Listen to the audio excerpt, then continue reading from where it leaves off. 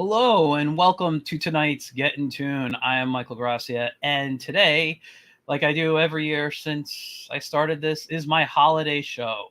I'm very excited about tonight. I got a few friends backstage already. I'm going to hopefully have a few more pop on. We got some fun surprises for you guys. But before I begin, as usual, don't forget right there at the Wiz Comic on both Instagram and Facebook every Wednesday by 9 a.m. Eastern, guys. Also, if you watch the that little minute wait time that we had, I still have for sale, and you can get it up until Saturday.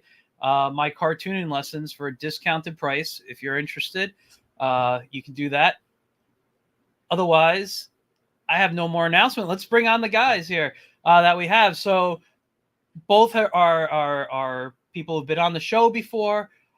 Awesome artists. I respect their work so much. I love what they do.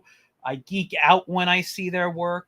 So let's bring on Mike W. Belcher and J.M. DeSantis. Hey, everyone. Hey. Hello. Happy holidays. Caught me mid-drink on a seltzer. Happy holidays. Okay, man. Happy holidays. And in the audience, hi, Dylan. Thanks for tuning in. So yeah, you guys, first of all, thank you guys for coming on. I have a few more people I invited. Let's see if they show up a little later. I know Phil Avelli was supposed to be on. I haven't heard from him, so I hope he's okay and everything's well. With him. Well, you never know. It might be like the Star Wars holiday special. Just random people start coming in at different times. I'm totally fine with that. Yeah. So first off, like I said, thank you guys for coming on. But if people are new to the show, can you guys give a little introduction? Let's give your self-promotion time right now. We'll do it again later, but let's do Mike first. Just since you're in top corner there. Sure. I guess most people know me from my little Golden Age fan arts that kind of sprinkle in throughout the interwebs on Instagram or Facebook. I also publish a comic that's near and dear to my heart, Man in the Mask. It's kind of a nice little throwback to maybe a little better time in comics. And like I said, just those are the things I'm down with. Yeah. And listen, your stuff is fantastic. I think every time you put something up, there's some kind of heart from me on Instagram or something on Facebook. Your work just, I love that whole golden silver age feel, and your work just screams it. Even your comic, is it a man or the Man in the Mask? I forget. It's Man in the Mask. Man in the Mask. I thought about putting the on it, but it's, when I was doing the logo, I thought, nah. Yeah. Yeah, it's just a little extra thing to it. So Man in the Mask. Yeah, I have some digital copies. I don't know if I have physical copies of your books, but I have some digital stuff, and I love everything you've done. I actually, and Jay, we're going to get to you in a second. I forgot to tell you guys, and was it Ron, the green, the Green Hornet thing you did? Mm-hmm. Fantastic. I got that digital copy and I read it like the next day, and I don't think I ever got back to either of you, but I loved it. Well, I appreciate that. That was something that, that was an attempt to try to get the people who currently have the Green Hornet license to reprint Ron's stuff from the early 90s, because his stuff's, arguably, he's the guy who made the Green Hornet attractive to licensors. And, that property was dead in 1989. Nobody wanted it. And, his book pretty much brought it back to prominence, whatever prominence it may be. Yeah. But it's never been reprinted. His stuff's never, no matter where that license went, it never got reprinted. And right now, Dynamite has it. And we were, trying to get a little bit of attention to it. And then when we weren't really getting anywhere, I told him, I said, let's do some fan stuff. Let's do a fanfic. They'll just say we didn't do it for any kind of money. And you write a little 8-page story, let me draw it. And, we'll just have some fun with all the people that appreciated his stuff. And we got a nice response.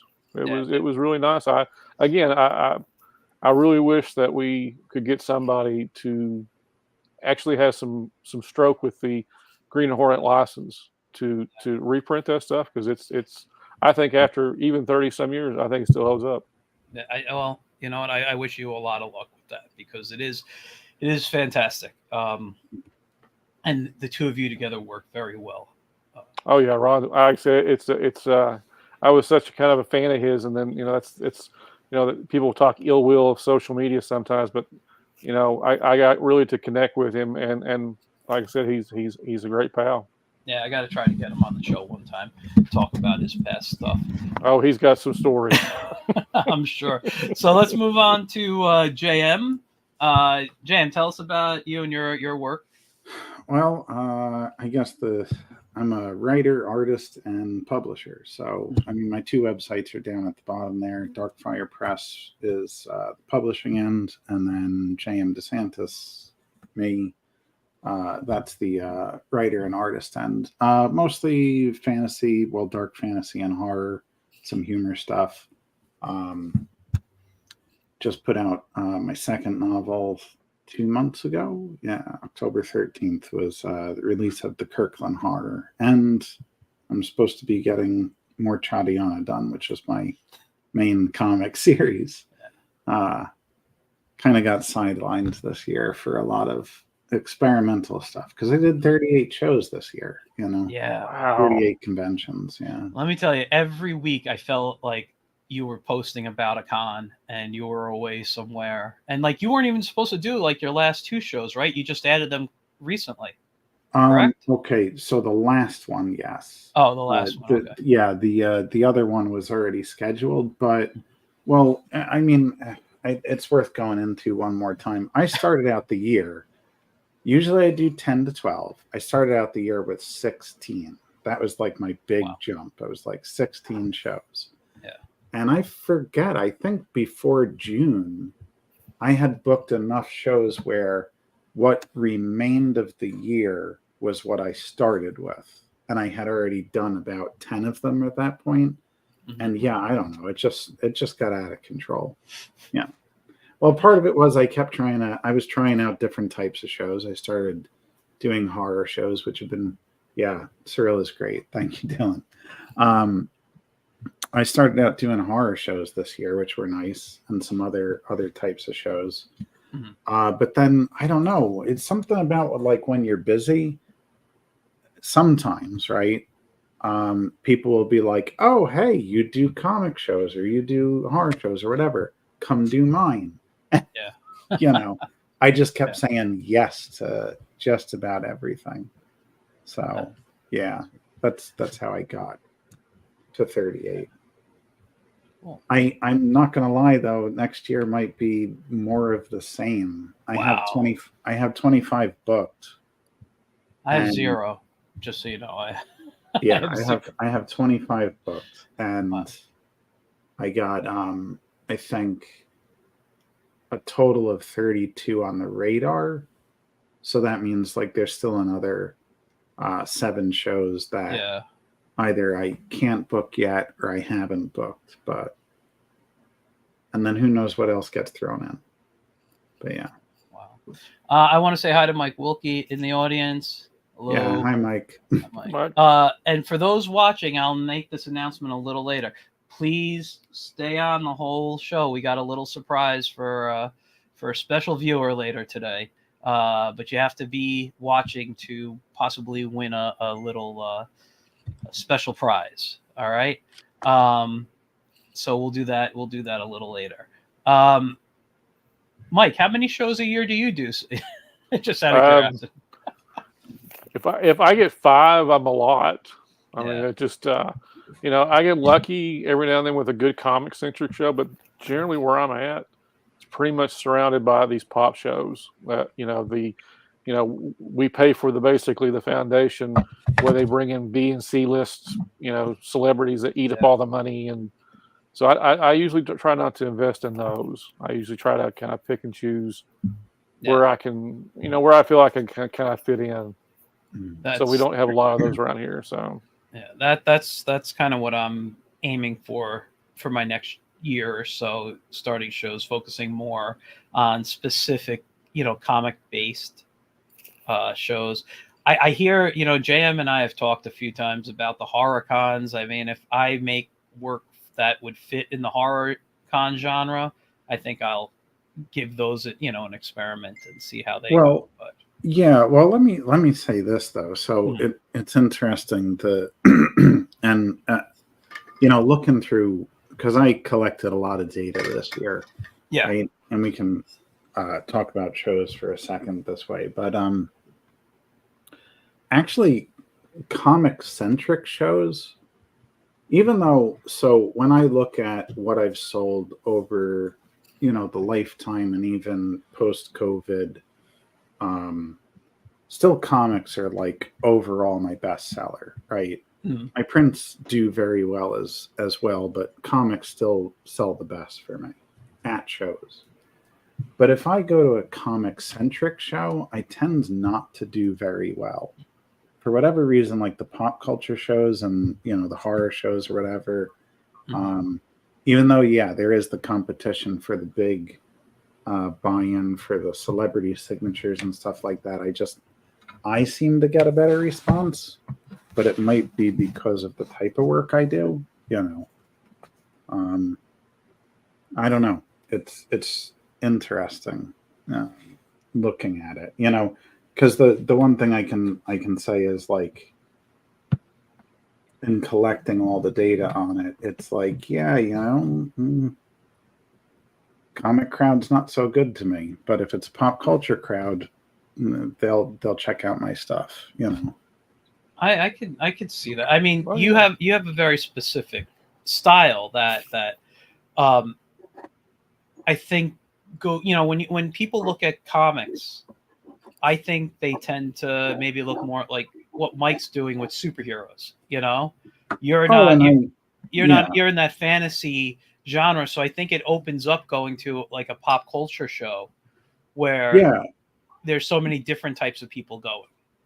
No, definitely. I guess the part that I'm mentioning too is that, like, it's interesting because still my comics sell very well. Yeah. Even at the pop culture shows, it's just, I guess I tend to get overlooked at the comic shows. Mike, were you going to say something? I'm sorry. No, I was listening. I'm very interested in. It seems like he's really got a touchstones on these things. I mean, so I'm just absorbing.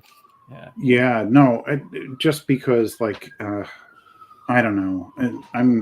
I can be type A personality that one way where, like, I keep spreadsheets for everything, and especially lately, because I did 38 shows this year, I was like, let me really break this down.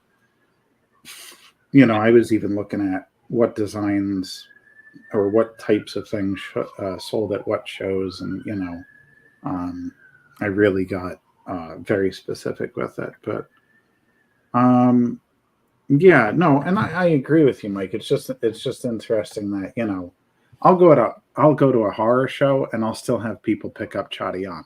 You know what I mean? And that's a dark fantasy thing, and not very horror-esque on the surface. So it's just, I don't know. It's interesting to me. Yeah, I mean, listen, I'm always fascinated by that because of, I actually used to put on a show. And you too, Captain. And I want to say yes, hi to Captain Deadpool. He said, "Merry Christmas." So great name. Years ago, Mike Lopez and I, for those who don't know who Mike Lopez is, if you watch IncrediChat or follow Incredicon HV, you'll know his, what he puts together. Now, Mike and I, we're good friends. We used to run kids sections together at conventions. We started doing kids sections under the term IncrediKids. Somebody asked Mike, hey, can you put on a show? So Mike and I got together to start putting on a show. And we were doing it at local malls and stuff. And we were ready. The year the pandemic happened, we were actually looking at large hotels to put on our first big show. And then that ended. And during the pandemic, we started IncrediChat, where we would talk to, our friends who are artists, writers, celebrities, whatever they were, get other people on.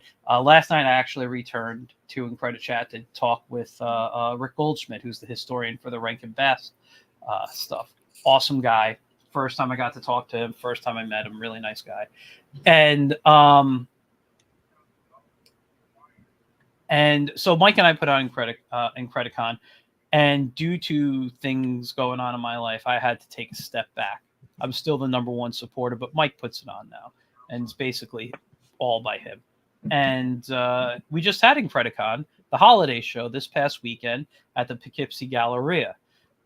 It was a really fun show. I got to see a lot of people I haven't seen in a long time, because from where I live, Poughkeepsie's over an hour away, and I don't travel up there that much. But also, I met a lot of great creators, a couple of publishers, a lot of indie people. It was a really nice show. Plus, we had a bunch of great vendors. I thought it was a really fun show, and I'm glad Mike keeps putting it on. So I'm hoping maybe he'll grow it, and if I can help him with that, I will. But if he just stays the way it is, I think it's a great, a great show. But yeah, I'm not out doing many shows right now. I'm waiting to build more product up,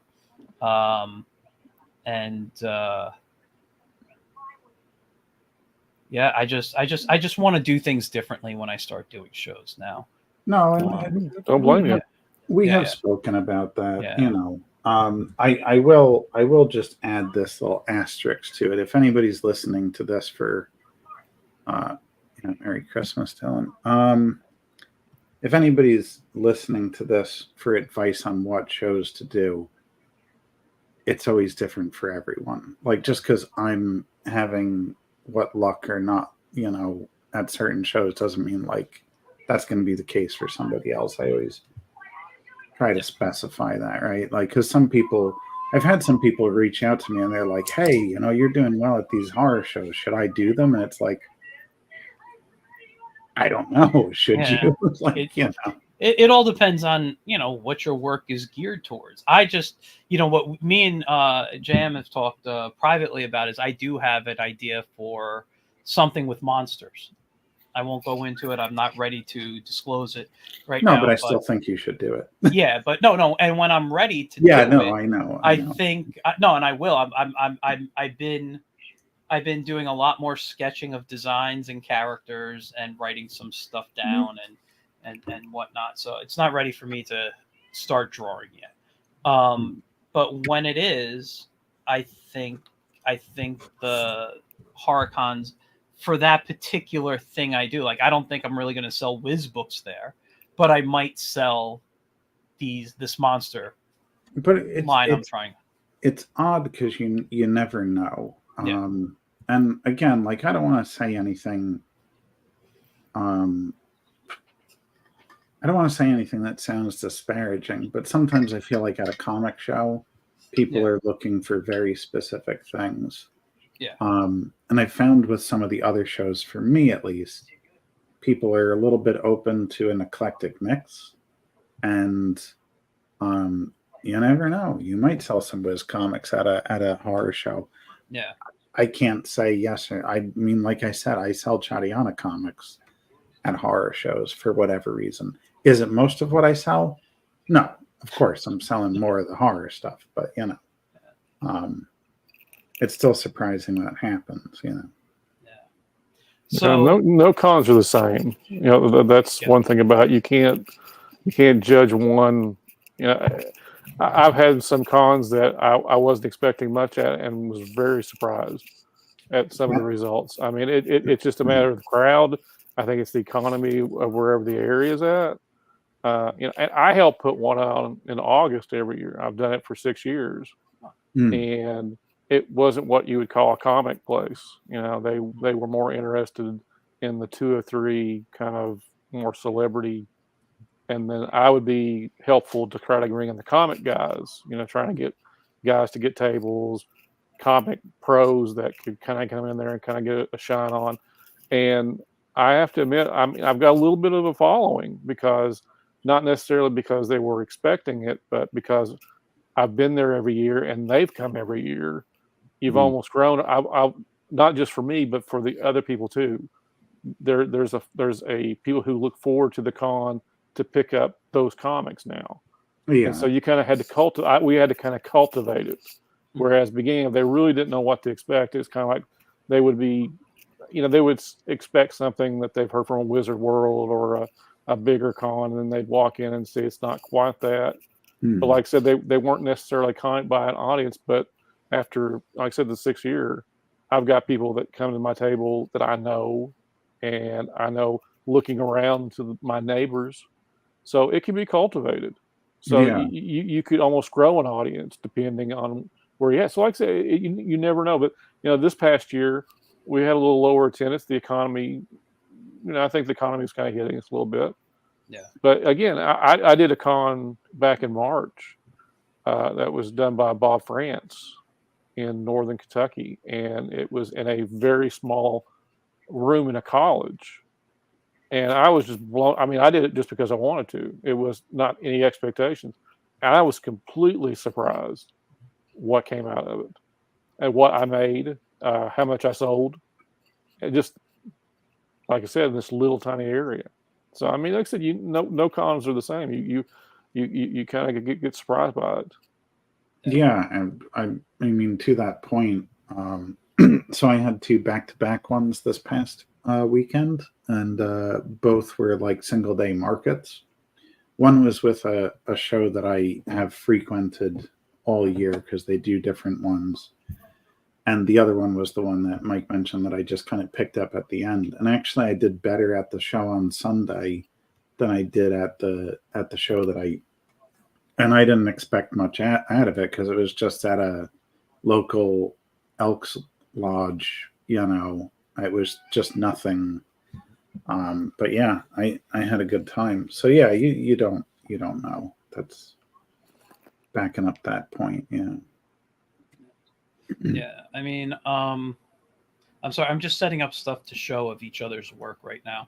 I want to make sure that we, that we're going to take a look at everybody's work. Yeah, of course. I'm sorry I derailed this with shows. No. Oh no, Listen, great! It's great listen. info. I mean, yeah. First of all, this show is about talking about the business and just in general. And you guys haven't met yet, so it's a new.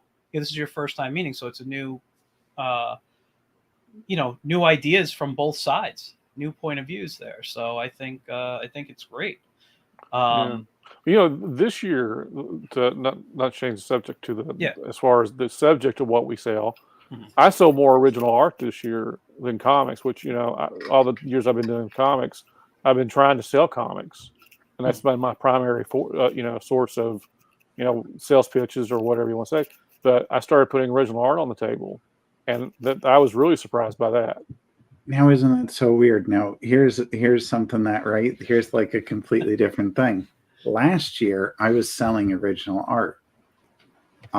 This year, my commissions went up and my book sales went up, but I didn't sell a single piece of original art the entire year. And it's like, yeah, it was interesting, but that's funny, yeah, because your experience was like almost the mirror opposite of what I had. Like I said, you can't judge one con from the other, and it's areas, and it surprises you. Yeah, no, for sure. That's why I always try to take things with a grain of salt. It's always interesting when somebody has a good. Sometimes you can be at the same show and you've got a friend that had like a great show, and then you or another person at the show just barely made the table back. It's yeah, it's interesting. It is. Yeah, and the crowds. There was a con I've been doing every year.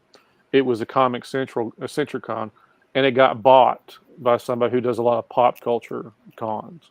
Okay. And I noticed this past year, or the last 2 years, I don't recognize anybody now. There was a point I would have people come into my table that I was recognizing, I'd have conversations with, and I was looking forward to seeing them.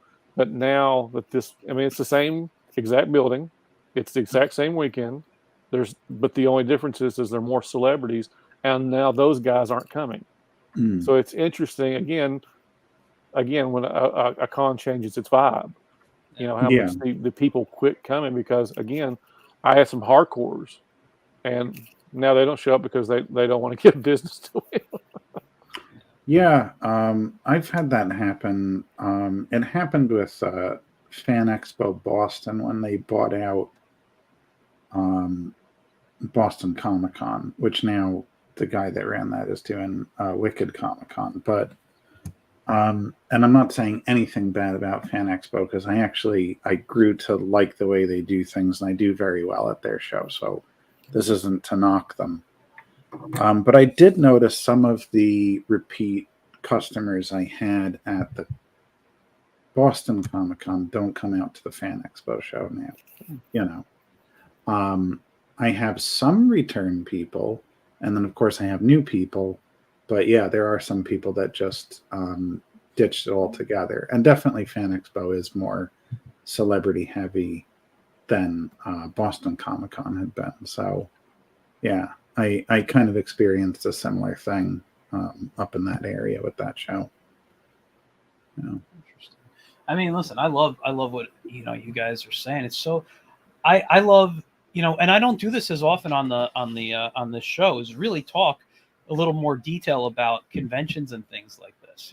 So I'm loving what you guys are saying here, and hearing the different how Mike, you had more original art sold this year than JM did, and Yeah. it's interesting because I get when I do a show, I get a mix. I'll bring, oh god, I'm not even going to try to reach it right now, but I have this folder I bring of my warm-up drawings, and I just sell them for like nothing. Yeah. So that like if a kid wants something, want an original piece of penciled art, or maybe something I did in pen or whatever, and I tend to and I'll sell them to adults too, but it's usually more for the kids. But I sell more of that in original art than I sell in anything. Right. And I don't know if it's because it's cheap. I'll mark it between $5 and $10. Usually, if it's a kid, it's $5. I don't care how much detail I put on it. I'm just being like, it's $5. There you go. And I'll make the majority of my money there, or I do these quick sketches that I say it takes me like 3 minutes or less to do, and they're on index cards. So somebody will be like, I remember doing one at a show a few years ago. Someone's like, "Can you draw the Jay Garrick Flash?" Because John Wesley Shipp was at the show, and I'm like, "Sure, I can," but it's not going to look like John. It's just going to be a quick sketch. They're like, just do it in a Simpsons style. That's all I care about. So I probably drew it in under a minute. I just went in with Sharpie and I just kind of quick. And supposedly they showed it to John and he loved it. But because they came back and told me, but yeah, I'll make money on that. Like these quick sketches, or it's my quick stuff I feel goes better than my polished work that I spent more time on, so that I find that a little interesting. So I'm at the point where, like, when I start drawing now, especially when I'm doing my digital inks, I'm not doing detailed roughs anymore. I'm just going in with, okay, this is kind of the position I want over here, and there's going to be a tree here or whatever, and then I just kind of start drawing digitally with the inks, and I feel that the looseness that it's offered me a little bit. I haven't really shown a lot of that yet. I'm still experimenting, but I feel that may translate better into polished sales. You know what I mean? Than what I've been doing before. It's why I took up, and I've talked about this so many times, but I never know where I've talked about it. But it's why I took up sketching in my sketchbook and pens. Yeah. Sometimes I'll do a little layout of like a body position in pencil before, but generally I just sketch in pen now because it helps me get a little bit more quicker and more like exacting with my lines. Yeah. The counter to that, though, is I used to do things a lot faster, but I felt like my stuff was starting to look too rough, and I started trying to spend a little bit more time on it. So, yeah, I used to have a lot less expensive offerings as far as original art went. And, but it's why, going to my style for a second, I keep the lines pretty jagged and somewhat, what do I want to say? Not quite gestural, but that they have some energy in them, because I prefer that, and I still think it gives it a little life in it. Than, like, I'm not very big on crisp lines unless it's like design oriented stuff, Yeah. Yeah, no, it's funny you say that, because I if you look at my whiz strips, you'll see how things have changed when I'm experimenting, and if I'll flip back to a certain brush or whatever. So like when I want really clean lines, I'll either be in Photoshop or Clip Studio, and I really up the stabilization on the pen. And then when I want to play around, or experiment a little bit looser, I lower that to almost nothing, the stabilization. And we're going to have another guest come on in a moment, but I just wanted to finish my thought. Was last night when we were on when I was doing in Credit Chat, and we were talking, I was talking with Rick. The topic of Paul Coker Jr., if you guys are familiar with him. He did Mad Magazine work. He was basically one of the main guys behind the designs of the Rankin Bass cartoons, designing Frosty and, the miser characters for Santa Claus is Coming Down. Like, he did all those designs. And when you look at like his Mad Magazine work, or even the sketches that he did, it's this rough kind of broken line, almost like you see, he's using, I think Rick said he used like a crow quill, and you can see like where he held it down a little longer and kind of quick. And it's just, I don't know, it's gorgeous stuff. But as I was talking about what I liked about Paul's work, which is what I just mentioned, it's one of the things that I keep going back and looking at when I say I'm experimenting with lines. Is he's one of those artists I'll go back and look at. Now, but before we continue, and we can continue on this topic, we have another guest who seemed to have disappeared from his screen the moment, who tends to do that. So it must be Ray. You know it. It is Ray Felix. I'm going to bring it on, of Bronx Heroes Comic Con and Bronx Heroes in general. How's it going, guys? Hey. How are you? You know everybody, Ray, right? I believe so. You've been on with Mike before, I believe last holiday show, and JM. Yes. So JM. Greetings and salutations.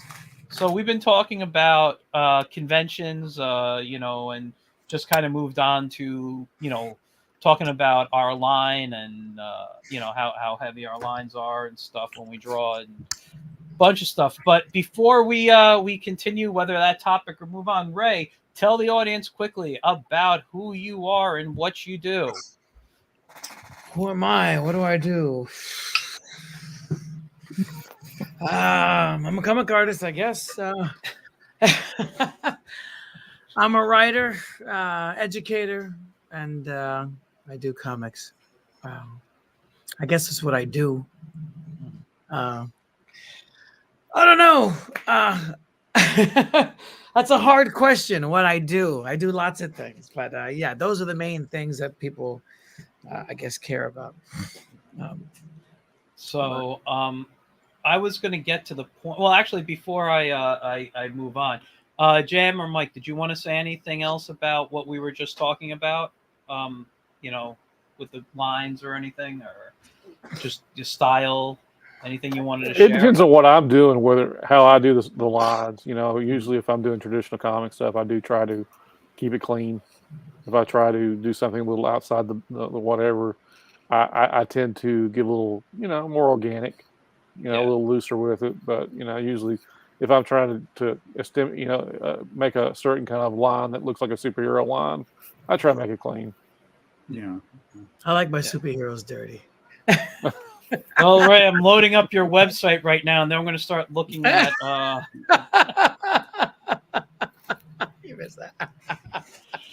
I got that thrown at me at a karaoke bar when I was celebrating my birthday. Which, by the way, is tomorrow, correct? Yeah, it's tomorrow. Happy birthday. Hey, we share a birthday. Thank you. Oh, your birthday too? Happy birthday. It's tomorrow. Oh, wow, Joe, look at happy birthday. Happy birthday to both of you. I'm going to be this number tomorrow. Wow, I did that last year. That's old hat. You can have it. I'm doing the one next. Yeah, I got a few years before I'm there. I got about 9 getting left. old. You got 9 years till you're there, man? Yeah. Wow. I just turned 41. I so- did not. Oh, Really? that's right. That's right. Oh. In a couple of months, I turned 48. So I've always held to this, and it's true. I've found I don't meet a lot of people in the creative field at my age. They're either 5 or 10 years older or 5 or 10 years younger. I don't meet a lot of people in my age group for whatever reason. yeah, and they're doing different things, right? They were like, "There's money in animation." Yeah. That's what they're probably thinking. I don't. It's funny. There's a lot of animators that I've spoken with who either want to leave animation to go into comics. Isn't that crazy? But And it's then you have the vice versa. I mean, listen, I mean, you guys know I love animation. If you guys been following my Monday Night Live draws, I've been doing some stuff to set up for an animation. But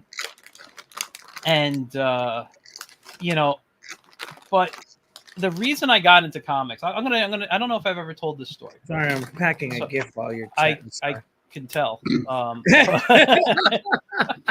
I thought you were looking for a pen or something to draw with. I thought he was opening some Oreos or something. That's what I thought. Oh, that sounds so good. I'm like off processed carbs right now, so Oreos sounds delicious. What? No, Don't show the present. I was packing a Secret Santa gift for someone at work, and I just realized that the wrapping is ties. Well, I hope it's not a tie. It's a female. It's supposed to be like a. It's gonna really throw them off then. Huh? It'll really throw them off. No, I'll just stick it in the Victoria's Secrets bag. And then I'll throw them off. So here's the short story. I don't know if I've ever shared this too much with really anybody. Okay, so as a kid, my goal was to be an animator, and either that or a syndicated cartoonist. Those were like my two dreams. But animation was always my go-to. And then for Christmas one year, I forget the year. It was like mid to late 80s. My parents got me the Bruce Blitz How to Draw Comic Strip set. And like before that, I was making the crappiest flip books you'll ever see. I didn't really get anything. I used to record cartoons on VHS and play them back in slow motion so I can see if I can figure out how the animations, were made. And I'd read little books, or you'd see like the behind the scenes of a Disney thing on the news or whatever. Right. But I never had like the right equipment or anything. But when I got that Bruce Blitz How to Make Comics tape and little book, I was like, wow, this is so much easier than animating. And I started just making comic strips like left and right. That's all I did was make strips until I learned and understood how to make books, But every time I do something, I always go back to animation. I think deep down, that's truly where my heart is. And I love to animate, and I'm going to start doing it more, specifically on Monday nights. But I can't leave comics. I always end up going back to drawing comics as well. So I gotta figure out a balance, It's funny you say that, because I was just telling myself I'm going to finish up my projects and I'm going to give up comics and stuff and just focus more on the animation. And then the other day, I just got this genius idea for another superhero comic. I'm like, stop! Make it the animation, the genius idea for the superhero animation. I'm sorry. Were you saying something, JM? No, I was gonna say, funny thing. I almost had the same thing, even though it's taken me too long to get the next one out. But right before I created Chadiana, I was gonna leave comics. Like I was just like, you know what, forget this. I'll pitch. I was pitching around one graphic novel, and I was like, if this doesn't get anywhere, that's it. I'm going illustration and novels, and I'm done. And yeah, same thing. There's always something that just seems to pull me right back in. Yeah. I try every time I try to get out, they pull me back in. But you know, for what it's worth, since I do draw and write, I do like I like storytelling using words and pictures. I mean, like it is It's nice. addictive. It's an addiction. Yeah. It is. I mean, yeah. But Mike, have you ever thought about leaving comics? It seems like all of us here, Oh, heck yeah. Speaking of cons, when you sit there for 8 hours and you've made $20, it's like, what the, like, I'm how old again? And what am I doing sitting here? Oh yeah. I mean, how can you not? But man, alive, it is an addiction. Yeah. You think, what am I doing? And then you get that book in the mail, you get your box of books, and it's just like you're 12 years old again. I mean, it just bam. It's magic. And it's when I tell people that kind of experience, it's just like you can't imagine. It's this something you've written, something you've drawn, and now it's in this form, and you can share it. And it's an addiction, especially when you get started talking with like what we're doing. We all appreciate comics. It just, you get recharged. I mean, it's just like I said, it's an addiction, and then it's a good addiction because you can stay creative. It keeps the mind going. But every time you had a bad experience, you want to leave it. But it's just you remember the good parts of it. Yeah. I mean, I think that's part of it for me. I think for me, I think back to how happy comics made me, and it's like, why would I ever leave something that brought me so much joy? Yeah. I'm going to start sharing work. I want to start with Mike's because I know Ray knows Mike's, and the reason I'm starting is because Ray has given me multiple compliments at times when he's like, "Oh, I saw the picture of Batman." I'm like, "No, that's Mike's." Like he will see your work and think it's mine, and it is such a compliment to have that done. So that's why we're starting with you today, Mike. So let's share screen under the microscope. And so I have your Instagram up. We'll go through a few. We don't have to go through all of them. But this is your character, Man in the Mask, right here. Yep.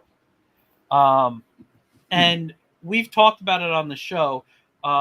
And for those who don't know, he's kind of like he's the way I like to describe him, and I don't know if you describe him this way. He's basically a legacy character without having any stories coming before. He's like a brand new character who's just kind of following the footsteps of the Men in the Mask before him. Is that correct? That's pretty much it. The idea of it's a grandfather grandson dynamic. It's the idea of getting a legacy, but then at the same time kind of making your own, because his grandfather was this very straight laced with the suit and the tie. And then kind of having this thing over top of you, you're wanting to follow in the footsteps, but at the same token, you want to put your own thing on it. And I always, like I said, when I was putting it together, it was like I put the two things that I love together. The mystery man of the 40s, kind of like the Spirit, kind of like any plainclothes superhero, and then along the way, the grandson is the roof runner. It's the guy that's got no powers, and he's just running at night. But at the same token, they're similar themes. The characters are very similar because it's just a different presentation. Yeah.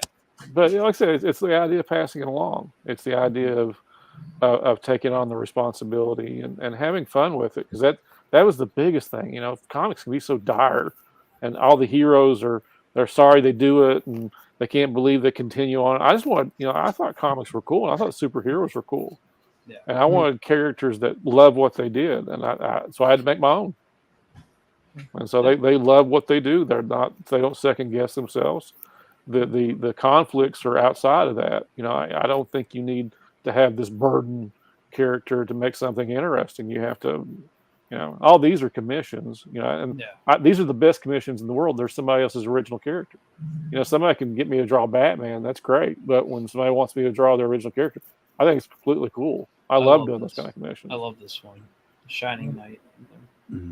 But yeah, I mean that's pretty much what Man in the Mask is. It's the idea of being your own thing, but having fun with it. Just have some fun with it.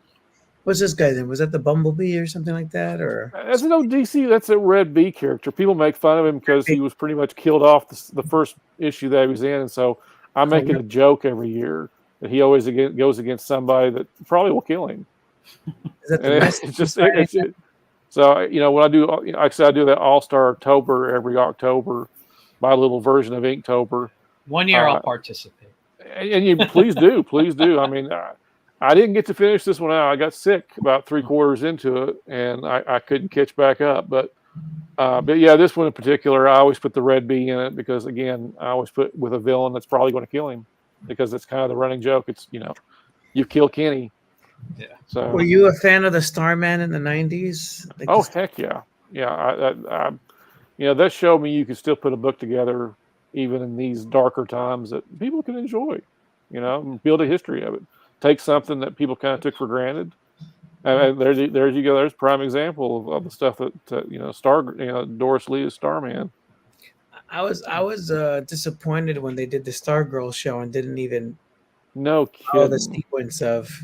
I know. I mean, it was almost there. I hate, that's the worst thing about when they do adaptations. That's like you're almost there. There were things about it I really liked about Stargirl, but there was just these little things that just like you could have done it. Right, nobody would have even batted an eyelash over it. Yeah. So yeah, I'm with you. It's my favorite. I wish they had done it. So yeah. You know what? Right now, I don't know how many viewers we officially have watching, but at the moment, it says we have 4 viewers. I was hoping to wait for more, but I think that's 4 of us. Thanks, Ray. Thanks. No, I want to do a giveaway today. And for you guys viewing, I'm going to stop the share. We'll come back and look at everybody else's work in a moment. I want to show you guys what you will be. Where the heck's my mouse? There it is. What you will get if you win. This is going to one lucky viewer who's watching live tonight. So let me just open these up here. I'll add to your pot. I have a. I'll add to your pot. Adobe Acrobat. They can scan this code. They can get 10% off their first hot toy.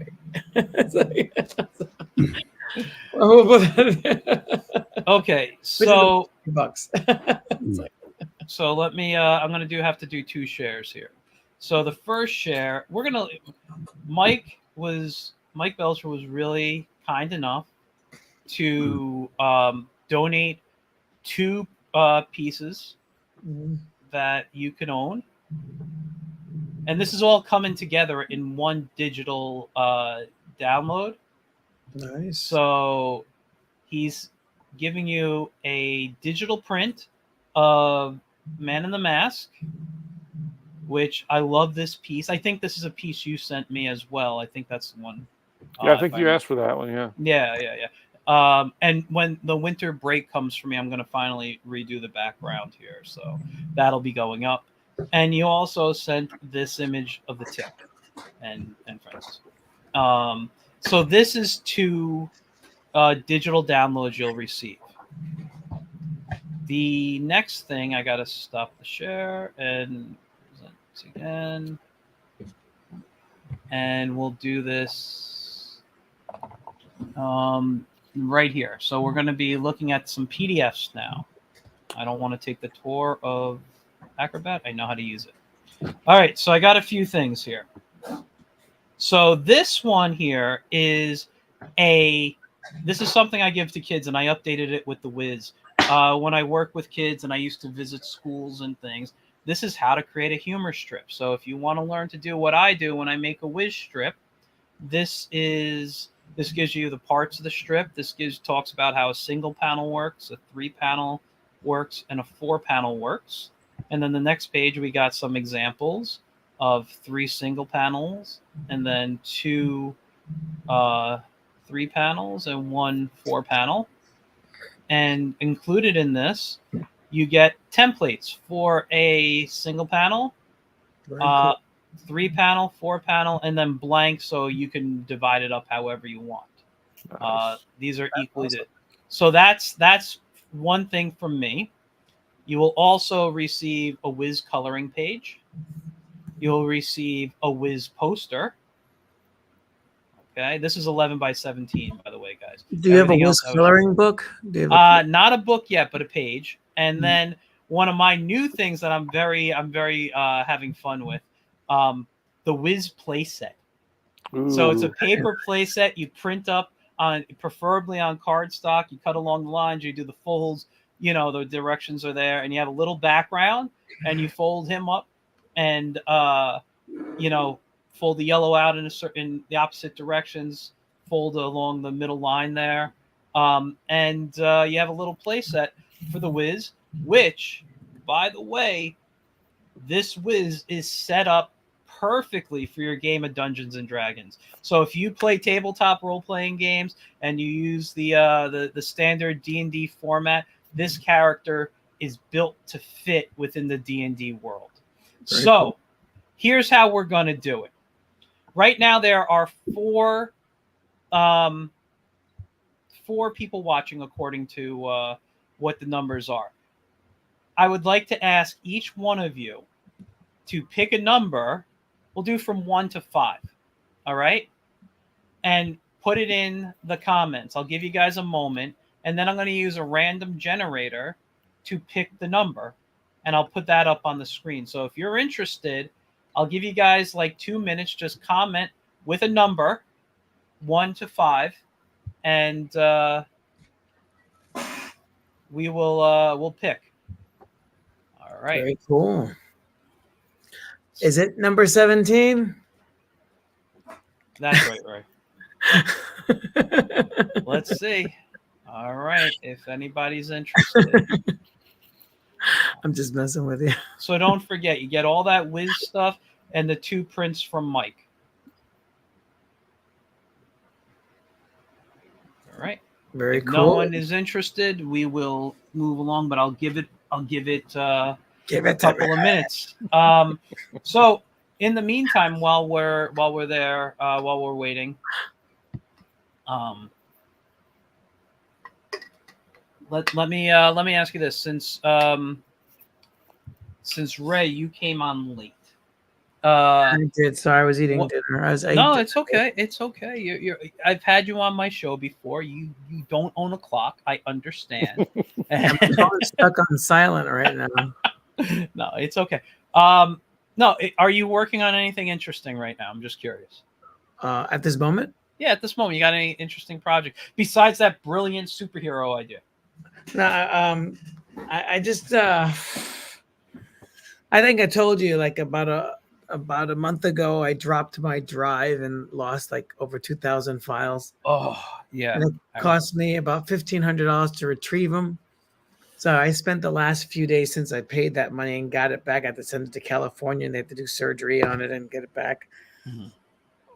And I'm noticing that I thought everything was there because mostly everything is there. But now that I was about to upload this book to the printer, this brand new book, all the color Photoshop pages are there, which is good.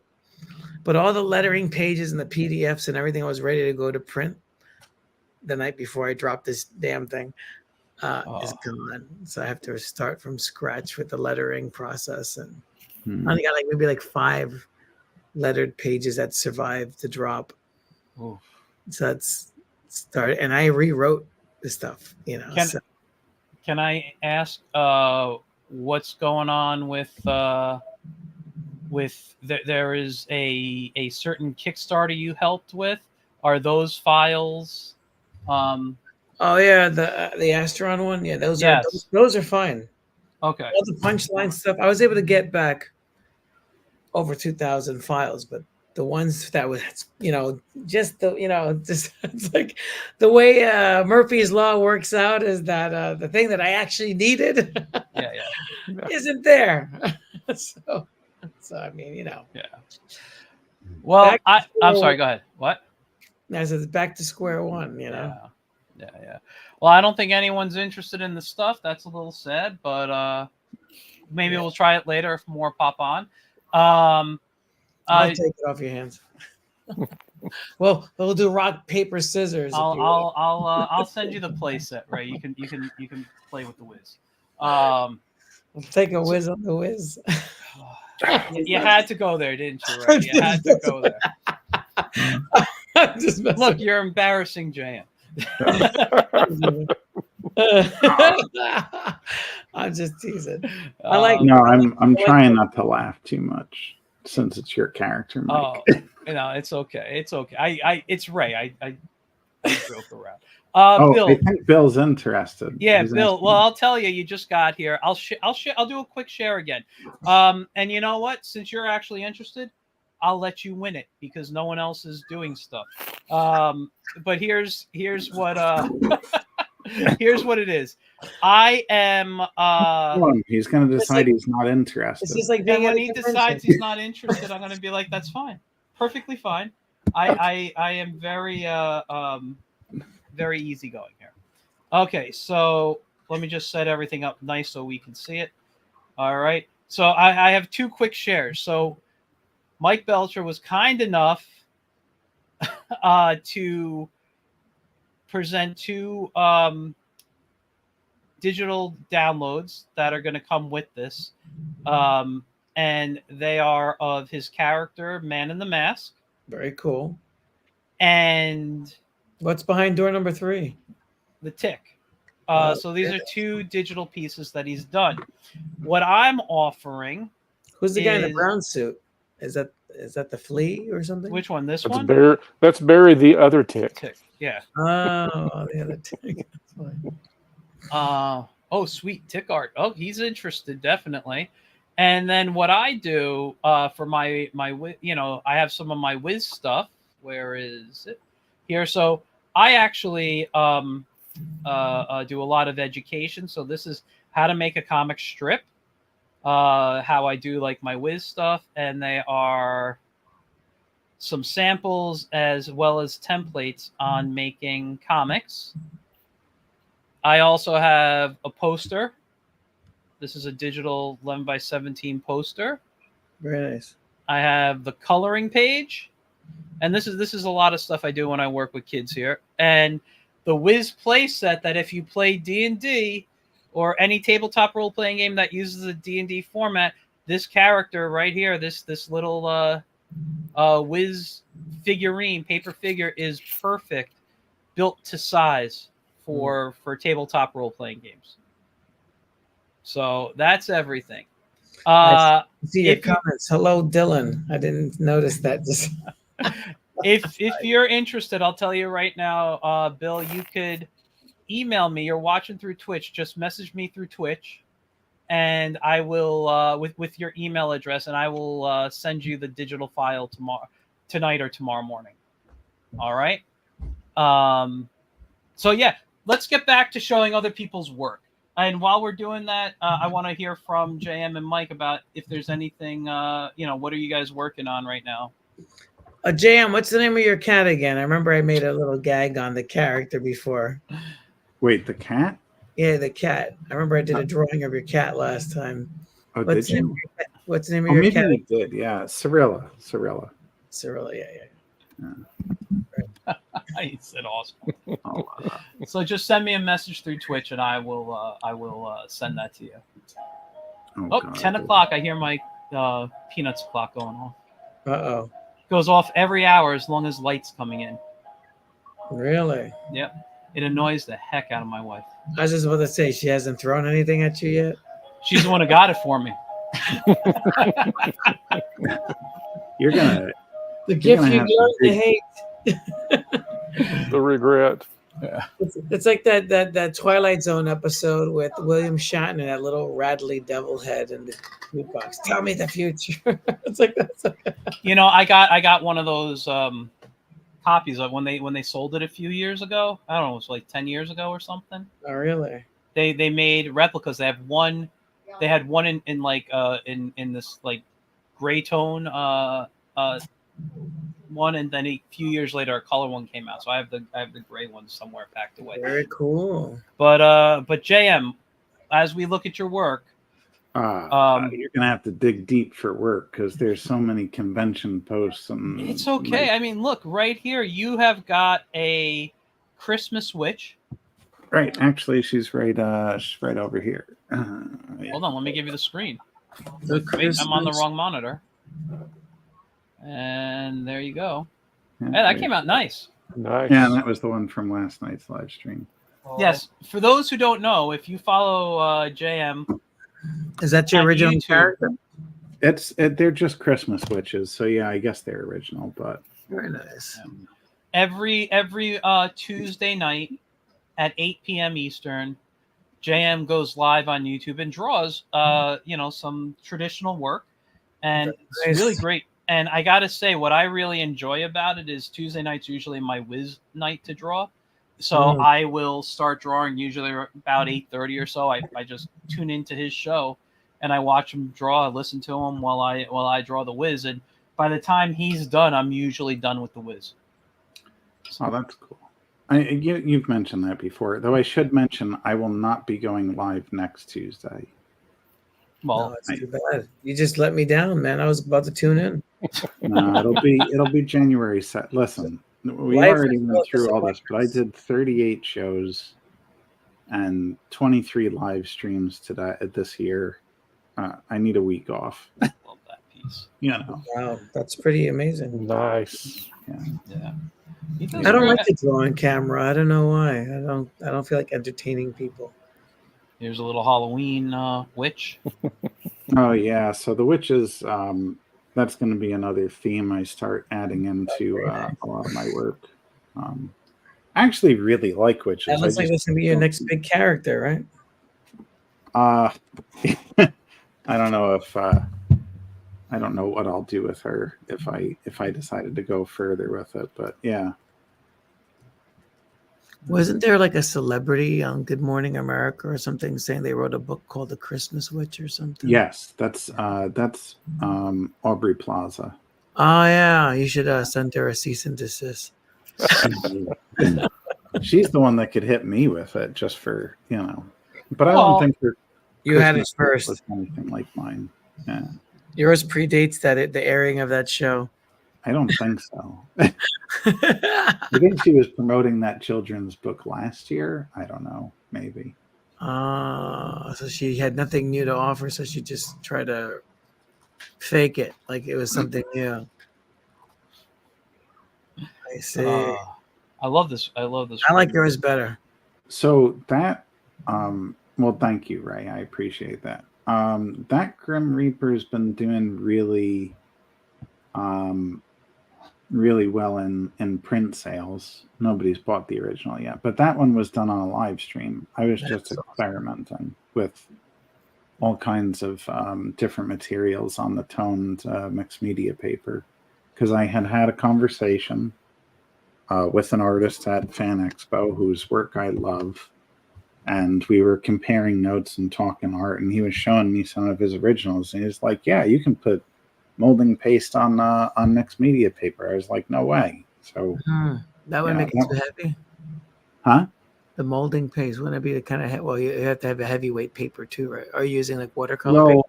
Mixed media paper's got some weight to it. I think it's like 150 pounds, right? Oh, so wow. It's like that's great. It's probably like a 3-ply, I guess. Nice. Maybe, yeah. So yeah, it holds up okay. Pretty awesome. Yeah, I just want to go to the comments real quick. First off, Bill, I am working on correcting that, so you can send me. He goes, are we all comic book artists, cartoonists? Yes. My background is in comics and and animation. And if you guys just want to give a quick introduction since he was new, however you want to do it. I'm basically the creator and publisher of Bronx Heroes Comics, which, unless you're from the Bronx, you haven't heard of it. No, just kidding. That's not true. That's not true. Most people from the Bronx actually never heard of it. It's like They should, though, because you know how many times I've heard people having a conversation about how there's no superheroes from the Bronx. You know. They're full of crap. Really? You got a few that come from there, huh? Stan Lee told me that too. I didn't know there were superheroes in the Bronx. True story. So, Mike, how about a little background for Bill? Published a comic called Man in the Mask. Kind of a golden age in the modern age. Do fan art. Sweet. Yeah. Yeah, and I'm a writer and artist, and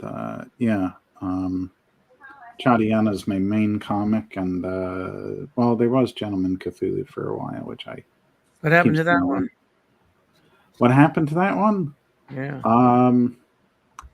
Well, two things. One, I started feeling like I was getting a little too snarky with my with where I wanted to go with the jokes, and I mean, to be perfectly honest, I started getting a little nervous over cancel culture because, you know, I mean, not to get into a whole like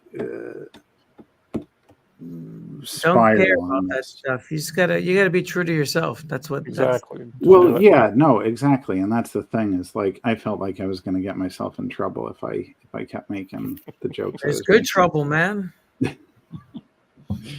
Yeah, I don't need it. I don't know. I haven't even made controversy. Yeah. I think you can be very controversial person. Oh, well, if you try hard, I think you'd be successful. No, absolutely. Like, I do believe in that. And I don't believe you should apologize for the art you make. Right. I don't care how offensive it is.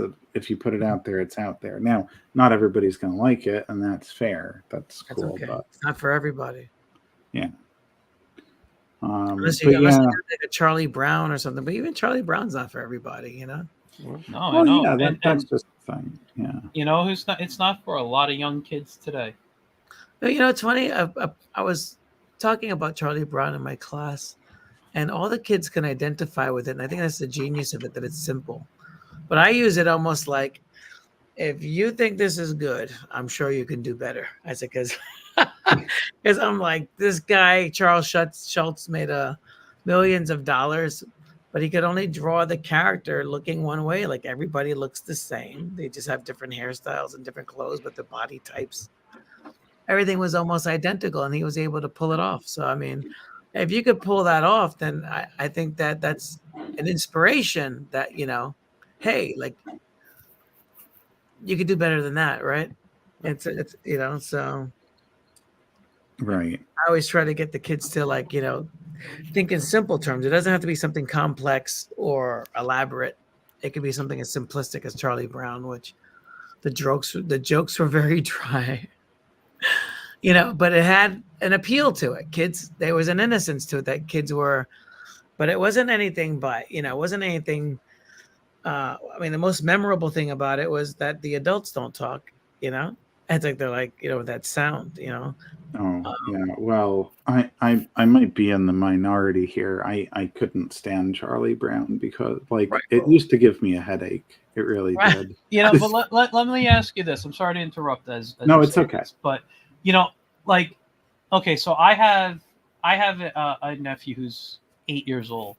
He finds the movies and shows so boring. Oh, yet God. I could enjoy them. So, I mean, I can see where they're, you know, I understand they're a little slow, but they are, I think, you know, the classic stuff is genius. He's not chopping anyone's head off, but it's like, but it's what's the word I'm looking for? But nostalgic. The strip is, I think, a little different to read, and you know, I think and this has happened to a lot of kids, they're a little turned off because they find the show slow and boring compared to all the movement, the 3D, all the stuff that's going on now, that they don't even look at the strip.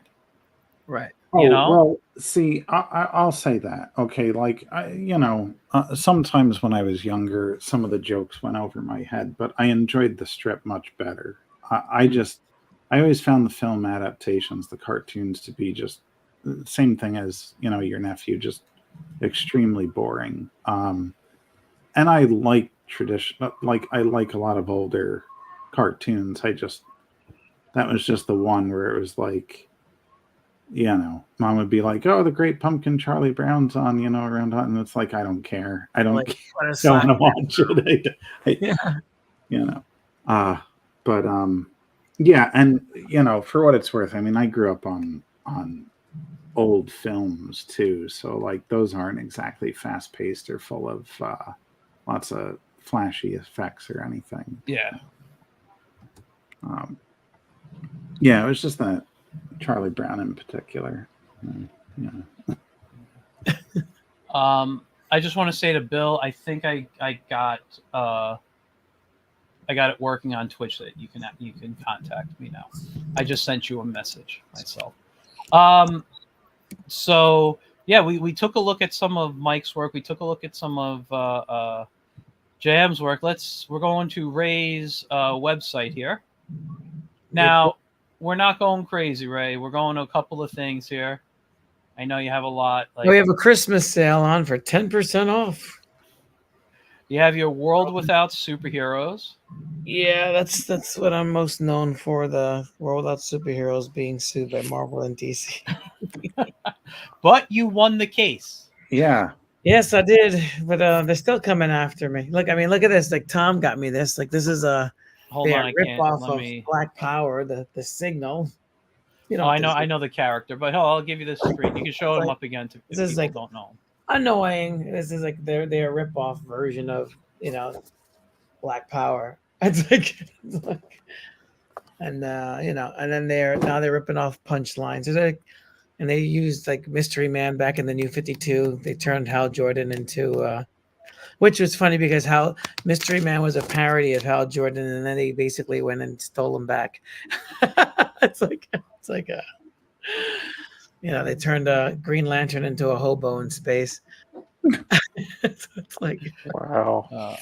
So it's like they're like, yeah, you may have won, but we're gonna keep screwing you and taking stuff from your book. So that it's like I feel like they're using it for their little Bible or something, How long did them trying to sue you? That was like 4 years of my life. Wow. Yeah. I still collect their toys, which drives me nuts. I'm just like, well, yeah. I mean, disassociate the characters from the company, Wow. So, yeah, it's annoying. So yeah, now they're doing the punchline thing. So it's kind of like, I want to kill somebody. I mean, if I didn't have a family and a career, I think I'd like make a bomb and mail it to DC and blow up the building. It's like, that's how I feel about it. But I have a pension. You're going to so get my show kicked off YouTube and everywhere else. Blow up the building. No one in it. Just just like a political statement, like the Weather Underground. Right. I don't know. I just got a headache all of a sudden. Imagine how I feel. So Ray doesn't want to do anything violent to anybody. Just so you guys know, it's a joke. That's Ray is a talker. It's a joke. I don't got a violent one in my body. He created characters called the Roach here. Oh yes, the Roach. The Roach. I'm true. Actually, I have a 4th issue of that I drew over 10 years ago, and I still haven't put it out. I was just starting to color it and then stopped. So I mean, I got the it's not the final conclusion, but the final part of that segment of that story comes to an end. So Nice. yeah. Nice. Nice You've been stuff. working on I'm sorry, what? So just nice stuff. I love this. Oh, Yeah. thank you. Yeah. Yeah, he's Yeah. you know, you've been working on some of these for years. Yeah, for years. This is That's the Punchline. punchline. Well, I haven't updated the with the color pages yet. So Well, yes. you had a broken USB drive, so or Yeah. you know, hard drive, so Yeah, I actually So- did the first 2 issues in color during the pandemic, but I never released it because I figured it was faster to release the book in black and white. But the second volume is I released the first issue, but never released the second issue. I ended up releasing a graphic novel the first 4 issues after the first issue because I figure it was more cost effective to do it that way. Even though it's formatted to be 4 issues, like each issue has its own cover within the book. Mhm. And then the second one, the first issue is digitally grayscaled because even though I had it in color, I didn't want to have one issue in color and the rest of the book in black and white. So then I don't even know what this is. I'm not even gonna that's the Baron Ambrosia comic book that I did in 2011, based on the Emmy award-winning local show in the Bronx. And that's this is another one that Marvel actually did. I was doing a parody of Captain America, and then they re-parodied it and made Captain America a hobo bum as well. In Planet Z or something like that, Planet Dimension Z, and there was like scenes like that. They made Captain America look just like that, Wow. And someone pointed out to me, they were like, "Oh, what do you think of the Red Guardian? Don't you think he looks like G.I. American a little?" And I was like, "I never thought about that. Like the one in the movie. I thought that was funny." Yeah. Well, I will say this, Ray. Once you sue a company, they're gonna watch you, I think. Oh yeah, they constantly watch it. Let's see. It could be not every. It could be a coincidence but yeah, they do watch stuff. I don't know if I ever told you. I took a drawing that I did of my design for Jason Todd after he came alive. When I worked at a comic book store when they killed Jason Todd, and I drew this character, a clone Jason Todd with a red helmet, and I showed it to this guy at DC. I showed it to a few people at DC, and then later on they ended up coming out with the Red Hood. I thought that was funny. Shortly after showing them, and then so then I said, well, they never took the costume design; they just took the helmet. So I ended up going on Facebook and posting the original page I did when I was 15 years old, and then I did a modern rendition of it on Facebook and posted it. And I swear to you, it wasn't even a year later, the Future State Robin came out, and there was the exact same costume with the exact same belt. I was like, Ray, I'm gonna tell you, I think maybe you should give up creating comics. Wow. If Marvel and DC really rely on you that much, or if we want to talk about their sales, maybe is that because they're taking? They should just hire me. Yeah, I mean, I told their lawyers, why don't you just give me a job? But I just want to. I want to make sure I get to this tonight because we're already at an hour and 20 minutes. I don't know how long we're going to go. Yeah. I can go for You look a at while. the punchline. The punchline is the newest stuff. Yeah. And there's a sale for 10% off on Go most of our to bxhcc.com and you can get the sales. I Yes. want to show this though because I love this, and this is something I think everyone should do and subscribe to Mike's. I had it all set up to your main page here. What happened? Militant Gazette. Go to the Do Militant. the no thanks. Maybe that'll open it up. Okay, let me see. Oh yeah. There you go. Because I already subscribed. So, do you want to explain what you're doing here with the Militant Gazette? Well, I was trying to come up with ways of promotion that would be kind of fun, and I've actually got a newspaper background, and so I'm an old guy. I like newspapers, and the guy behind the man in the mask, he works at a newspaper, and it's called the Militant Gazette.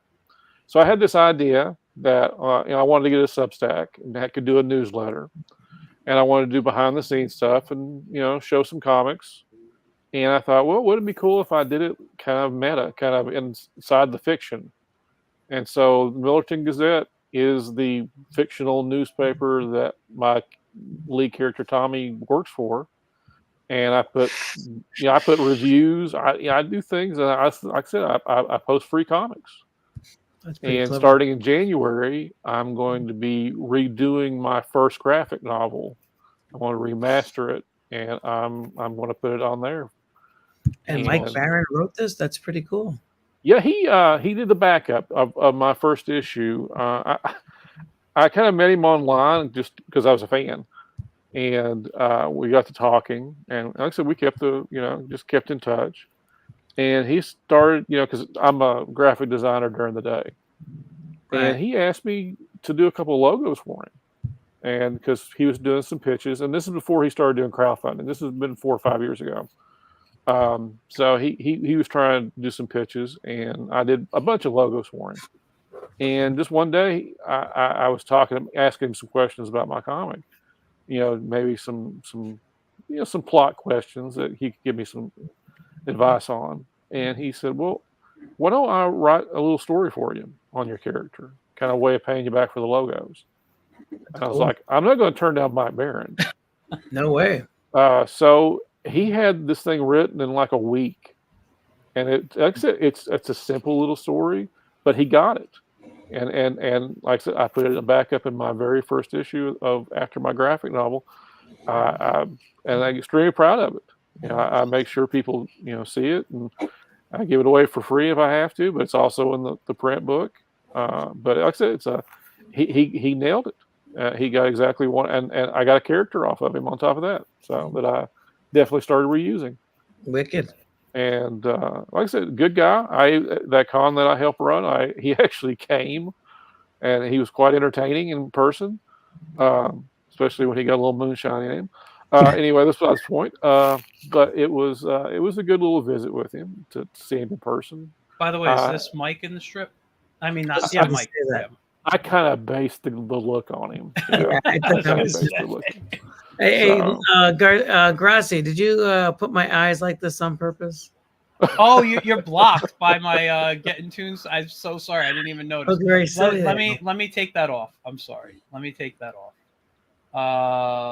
Where is it? Down. Where the heck is I put my head over it, but it's like there it is. Hide that. Okay, there you go. Right now we can see your face. I'm sorry. I got these googly eyes all of a sudden. Yeah, that's happened before in shows, and I always feel bad, but I forget. But yeah, no, I think this is a great idea what you do. I've actually been researching Substack for other reasons, but it's I want to do a newsletter, but I'm loving the creative way you've taken it. Not that I'm gonna follow what you did here. I'm just saying I love what you've done. You've done something I haven't seen other artists or newsletters do, and I think that's great. Yeah, most of the ones on Substack, I mean, no offense to them, unless they're trying to really make a lot of money, it's just okay. Here's what we're doing. Buy this, and I'm a small nobody, so any way I can get people to look at me and be creative on top of that. So it's fun coming at it from the idea of this isn't not necessarily a newsletter, but it's a little fictional newspaper that's got book reviews, and you can the little fictional writers, and again I get to show my work off, and I have some fun with it. I think that's awesome. I think superheroes. I did a newspaper called the Crimson Star Journal, which was named after my daughter because she was born when I was working on that. So I always liked that idea of newspapers and comics, and then you're reading articles inside the comics. Yeah, it's fun. It's like you get an inside of their world, Oh yeah. Well, I guess it was make it real. Yeah. I was just going to say it was a device that Alan Moore used in Watchmen. That's right. Yeah. That's right. Yeah. Yeah. But speaking of JM, we're moving on to his site, Dark Fire Press. I want to show everybody all the Did it great die? stuff. What happened? 2018 to 2023? What happened? Is that like the death of? No, read underneath, celebrating 5 years of creator-owned publishing. 5 years. Yeah, it wasn't the cumulative like breakout year that I was hoping it was going to be. A lot of books got delayed, but yeah, celebrating 5 years. We made it through the pandemic. Okay, that's super cool. I mean, that's something. Yeah, that's Chadiana. That's my main book. So I love that character. Yeah, it took me like 2 years to learn to say it. I'm sorry. What? No, I do. Team up or something. Or oh my God! Let him talk, Ray. No. I actually want to hear what Ray has to say. I was just saying that. I was like, I would love to do a team up of maybe our characters together. That'd be a cool. I'm all for team ups, and I don't want to call anybody out, but I'm supposed to do a team up with Bob Sidaro and his Wolf Girls. I've pitched Chadiana as a team up to Greg Alisi, who does It's None of the Were Spider. Somebody else too has approached me about a team up, and I'm like, yes, people, please. Like, I need motivation to do this character, because sometimes I get in this headspace where I'm like, nobody cares. Well, you know what? I have a character that I think would be great to team up, so we can talk about that. Yeah, I have because Bob was the first person to approach me about it. I have a built-in plot device that can sort of get her to jump dimensions or worlds. Oh, nice. Yeah, so it's there anytime I want to use it. That's very interesting, because my character kind of does the same thing. We'll have to talk off the air about it. Yeah, for sure. All right. Cool. But yeah, so with Dark Fire Press, though, it says creator-owned publishing. That's something that's important to point out. I do get emails sometimes or messages from people that are like, hey, if you need an artist on something, I'm available. And it's like, I don't hire artists. Like, so Dark Fire Press, because I needed a way to get stuff out, because sometimes I work like a madman and I can't spend time pitching to people and having books held up forever. And I had a bad experience with one publisher for Chadiana, in fact. So yeah, I wanted to offer other creators, a similar thing to what I was doing, where they would get their visions like brought to life. So yeah, I don't own anything through Dark Fire Press. Dark Fire Press is just publishing label. I guess the closest thing in the comic industry, and it's not comparable because we're not that big, but like Image, we don't own any properties. But yeah, it is all creator owned. So any book that's in there, like George's. Are you doing Diamond as well, or just like Amazon and Barnes and Nobles and all that stuff? Barnes Noble, Amazon. We have Global Comics, because Comixology, I know that the link's still there. I got to take it down. But when Comixology got kind of cannibalized by Amazon, even though we're on Amazon, like, can't get the books on Comixology anymore. Like, it's really. Yeah. Did they liquidate it? They kind of pulled it into the Kindle that's a bad features. Like, I don't know, like Comixology still exists, but it's very weird, and it has its own submission process, and it's like part of Amazon but not part of it. And like, I can get books up on Amazon, but I can't get comics on Comixology. Interesting. That's weird. I would love to see, just because I know some writers who take advantage of the Amazon Bella program, and they do very well on that. I would love to see comics start appearing, or have them have like a comics version of the Vela site. Right. So, so if I remember, Vela, you pay by the chapter, right? Like, you mean the writer pays by the chapter? No, the readers do. I believe it's page count. I don't know if it's based on chapter. I believe it's based on how many pages they read? So Global Comics is the same thing. Mm-hmm. Global Comics was doing that before I think even Kindle Vella came out. Now on Global Comics, you can also just outright buy a digital copy of a book, and they do an interesting thing because when you buy the digital copy, it has a page at the bottom that personalizes it to your purchase. So, that's always there. And I guess it's nice, like for a collector, like now you have this personalized PDF or whatever it is. But Global Comics originally launched on pay per page. You buy, you pay for a subscription or you buy a certain amount of tokens. Most creators offer a certain amount of pages for free, and then to continue reading, you got to pay per page. Yeah. That sounds just like the Vela setup. I haven't looked into Global Comics for myself because I'm not ready with my books to even look about where to post them.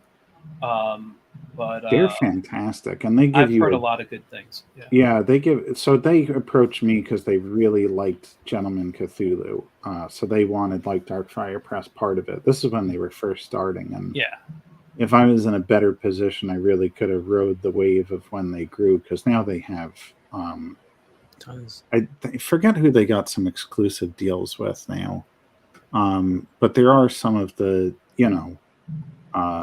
mid-level companies that are exclusive through them for their digital sales that are not using Comixology.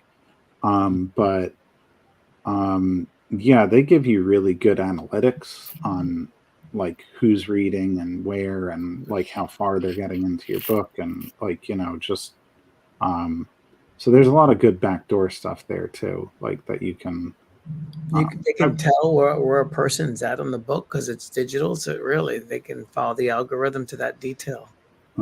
They can find cool. where it's coming from. They seem to be active on Reddit, because a lot of times, like, I'll find, this person started reading the book from a Reddit link, and I'm like, oh, okay, that's cool. I don't have a Reddit account, so I know what it is. You can get the app on your phone. I occasionally I read a Reddit post because like I'm looking for some answer on a video game, but like I'm just not an active Reddit user. I don't even have an account on it. I'm kind of I don't know if I have an account, but I have the app, and like what'll happen is I'll look something up on my phone, and I won't even realize it's a Reddit site that has the answer. I'll just click on it and it opens the app. So I don't know if I'm logged in. I don't know. Yeah, I don't know. I hear good and bad things about Reddit, so I just never invested the time into it. It's one more page thing I'd have to keep active, and I just Yeah. I was on there for a bit, but I disconnected the app from my phone. I think it was getting too many notifications. Yeah. Well, Reddit users are very, very active over there. Actually, well, speaking of apps, Global Comics this year launched an app for their comic reading as well, so it's not just through the site. Yeah, it's a pretty decent app. Yeah. You use it? Mike knows. Yeah. Yeah. I can put a couple books up on Global Comics just to see, and so that I downloaded the app just because I wanted to watch it, see what it looked like on the app, and it's pretty easy to follow. It's a pretty easy app, and it's clean and not a lot of junk that you can't see. I mean, I'm giving Global Comics a try too, so we'll see what happens with it. I can say this, and I don't know that this is everyone's experience, because like obviously my comics publishing has slowed down a little bit on all facets, because like I've been waiting for George's Wonder Duck Volume 2 and stuff. Even without like actively promoting it much this year, like consistently month to month, the books are getting reads on it, Nice. Great. Great. So it's, Is that a kid's book or is that like a mature reader's? Which one? Wonder Duck? Yeah. Wonder Duck's an all ages book. Yeah. Think of it like the old Disney afternoon cartoons. I think George has even said he was highly influenced by the old. I mean, there's action, but it's not violent action. It's it's It's a really good book. Like, it was one of those, because George is a friend. I think George was number 3, because I think it was Luis came to me first, then Anibal, then George. Mm. And George, I said, yeah, let's do Wonder Duck, and I hadn't read the book yet.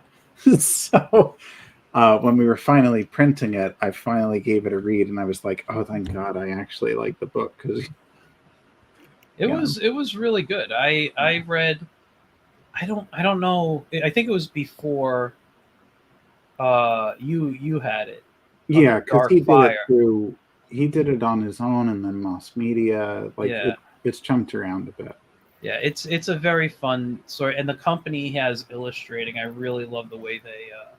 Yeah, they used to be known as Big Cat Studios, but I think they rebranded as something else. Yeah, I think he's told me that. Yeah, but they work really well for the type of story it is. You know, it's got that old Saturday morning cartoon animation style. Like, it looks good. Yeah. Big Cat Studio. I don't think they're Big Cat Studio. I don't think they're that anymore. But they're overseas, I believe, correct? Yeah, well, overseas or South America, I thought that doesn't really constitute as overseas. But yeah, they aren't in the country. Yeah, they're not United States here. Yeah. So, but I know they work on other projects, and George is funding the pages himself. So he might be able to write the stories quick, but then it takes a little bit to get the art back. Oh, he doesn't do the art himself. No. So there was a period of time where George, now I'm telling this like third hand, because I think I heard this from Anibal, not from George, but I believe George used to do the artwork himself on some early Wonder Duck attempts, and on Russ, what is it, 5, 7, 8, 8, whatever the numbers are. I always forget the numbers. I'm sorry, George. I do.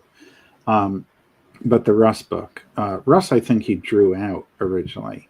Right. He said, from what Anibal says, people were so brutal to him over his artwork that he just decided, forget it, I'll just write and forget about the art. That's sad to hear. That's ridiculous. He had a very graffiti style, which I thought was pretty cool. It's unique. It's different. Yeah, I what? wants everybody to look like Jim Lee nowadays, and you know what? Comic readers are the worst art critics, because not many of them go to museums or read about art, or they're not very cultured. They just read Superman and Batman and talk about Superman and Batman all day. But Ray, they're not cultured in the arts. Let's be honest, though. They're looking at an art form that they enjoy. I listen. I love art. I don't go to museums often. No. I wish I could. I do. There's certain things I'd like to see exhibits of, but not all of us have that opportunity, the schedule, whatever. But I feel that, like, if you're a comic reader, you can't say, well, they're not the best judge. No, it's like going to the ball game. The guy's like, he's a bum. He it's like, yeah. It's like the baseball fans that don't play baseball. But it's what they like. It's real easy to join the Yankees and and get a home run every time you're up at bat. It's like they have no idea. I get what you're saying, but it's I don't know. I think when it comes to art, it's a matter of opinion. And you have to either like it or you don't, or you put up with it, whatever it is. I mean, you mentioned Jim Lee. Jim Lee is a fantastic illustrator, but years ago when he was doing the overhatching, I couldn't stand his work. When I'm not gonna lie. I mean, what? I actually liked when he started overhatching. I hated that. It was more artistic. I thought it took away from the characters, and I'm like, why do they need these lines here? Yeah, but also, like, when you look at Mike's work, where it's very classic, I'm drawn to that more.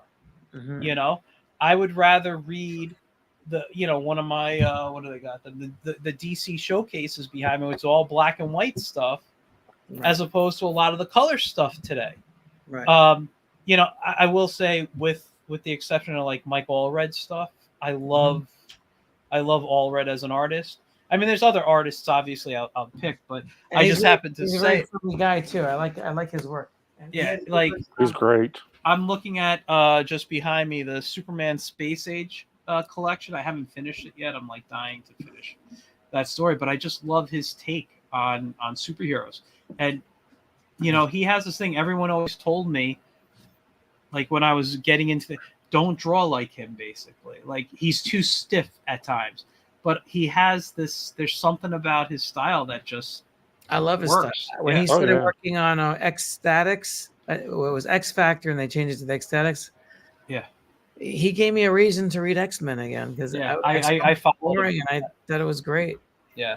Can I promote? Actually, I had a new book. I was talking about Punchline, but that's actually 2 years old already. The World Without Superheroes. This is the latest issue. Hold on, let me give you the screen. Magazine form. So this is that's a costume she's wearing, but you know, I just draw them very. So this is the new issue. It's in magazine form. This is basically Golden Age format, 7 by 7.5 by 11. I like that format better. So I was going to just ask. I love that. Yeah, I love that size. I love those old Marvel Treasury graphic novels of the 80s. Yeah, you know, the Death of Captain Marvel and She-Hulk. Those were great size. I love those books. Oh, hold on, Ray. I removed it from full screen. I just think I think it's a great presentation of the work. I think it looks great, and that's gorgeous. I actually this series of World Without Superheroes, this is like volume 2, number 2.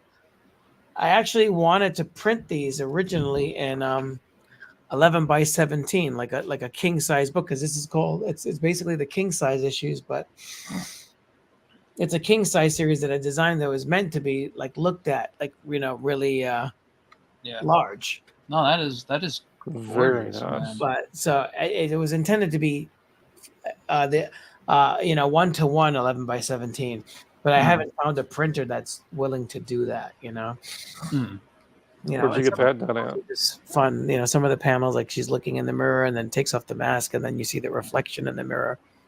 You know, stuff. Ray, who printed that? Mix'em. Oh, Mix'em. Okay. Yeah. Never use those. Yeah, Mix'em. They're great. They're great. I mean, I hear. Oh, I keep taking you away. You want to show stuff? Hold on. So. Super awesome. Yeah, I do this whole tongue-in-cheek thing of romance comics, you know, and so basically this is like the romance comic issue, you know. It's about a love triangle, and then you find out it's the backstory of when I did volume 1. It was really about the main character. This pseudo Justice League team, Justice Freedom Power, was like just like the backstory, like just. That's the word. Incidental characters. They weren't really the main focus, but for volume 2, I wanted to tell each of their origin stories. So you find out that Miss Galaxy was actually Marilyn Monroe in this one. You know, so it's like don't give away the story, man. Let people buy it. So I advertise it as the life and the death and the afterlife of Marilyn Monroe. It's like so, and it's basically about that whole relationship with Kennedy, the Kennedy brothers, the Bay of Pigs, Castro, you know, like Fidel and what's his name? Rao. Not Nick Smith. My son's like Nick Smith. It's like some YouTuber. No, Fidel and Che Guevara, you know. So it's like, so it goes through the decades, you know. And then on the back is the ad for volume 3 of Punchline, which I'm planning to put out, you know, which is the conclusion of the first series. Dude, So, you always have like really nice prints and presentations of your work. on its glossy paper, it's really nice, you know. So I've been pumping that one out, you know, trying to. And this is an homage to an actual pulp cover. That's why it's very sexy. So it's an homage to a pulp cover. I just made it sexier. And you always push the envelope. I want to ask JM a question. Sure. what have you been working on this whole time? I see you sketching and drawing there, and well, can you nothing show it? that. Yeah, no, I can. Okay. I can. Nothing that I should be working on right now, but it's all in pencils. Wow. Oh, wow. That looks great. Very nice. So I know this is going to sound crazy because I have enough to do as it is, right? But I've been thinking about doing some T-shirt designs. I know we've been talking about more merchandise, you and I. Mm-hmm. Yeah. Yeah, and I don't know. I spent 4 hours of my day today just. You have to have a Chattanandra chai tea. No, I know you talk about that, but I spent like 4 hours today just sketching out different designs for. These are real artists. Look at that. T-shirt designs and I don't sketch in sketchbooks anymore. That looks fabulous. I'm jealous. I can. I've always had issues. Oh well, yeah. Here's a okay. We're at this way. That's That's nice. a Chadiana design for a T-shirt. Oh, this one. pretty. I love that. I'm sorry. This one. You should have a Victoria's Secrets line too, like like her outfit. Yeah, well, you know what it is. I really like wearing a lot of shirts with like heavy design work, and people say I do intricate designs, and I was just like, you know what?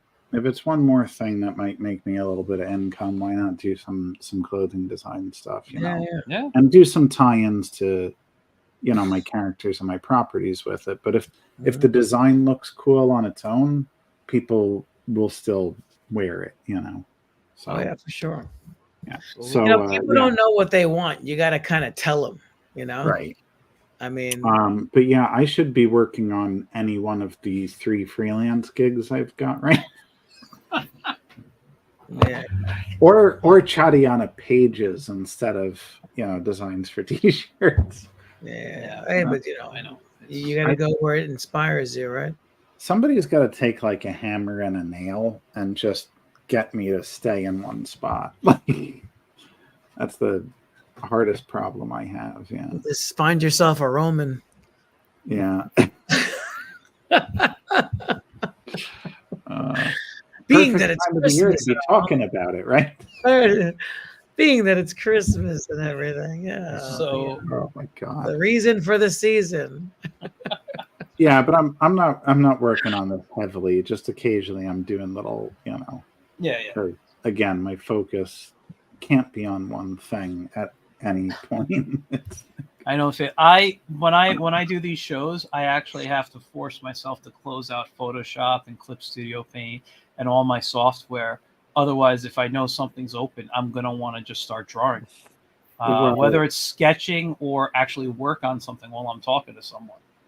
I mean, I try not to do it because I know it seems like extremely rude, even for somebody watching. It's like, what the hell is he doing? His head's just down. No, it's not rude. Ray does it all the time on the show. Every time Ray's on my show, he'll be like, "Listen, I once this is one of my favorite stories about Ray. I once was working at a camp as like the head of the art department. I brought Ray in as one of the art teachers. And one day he comes in with pages that he needs to ink for his book. And he was like, I need you to basically do my job. And I'm like, I'm your boss, Ray. I have other things. He's like, I got to get these pages done. That was for the Trump book. Yeah, it was a deadline. It was a deadline. I actually got a publisher to publish that one. So yeah.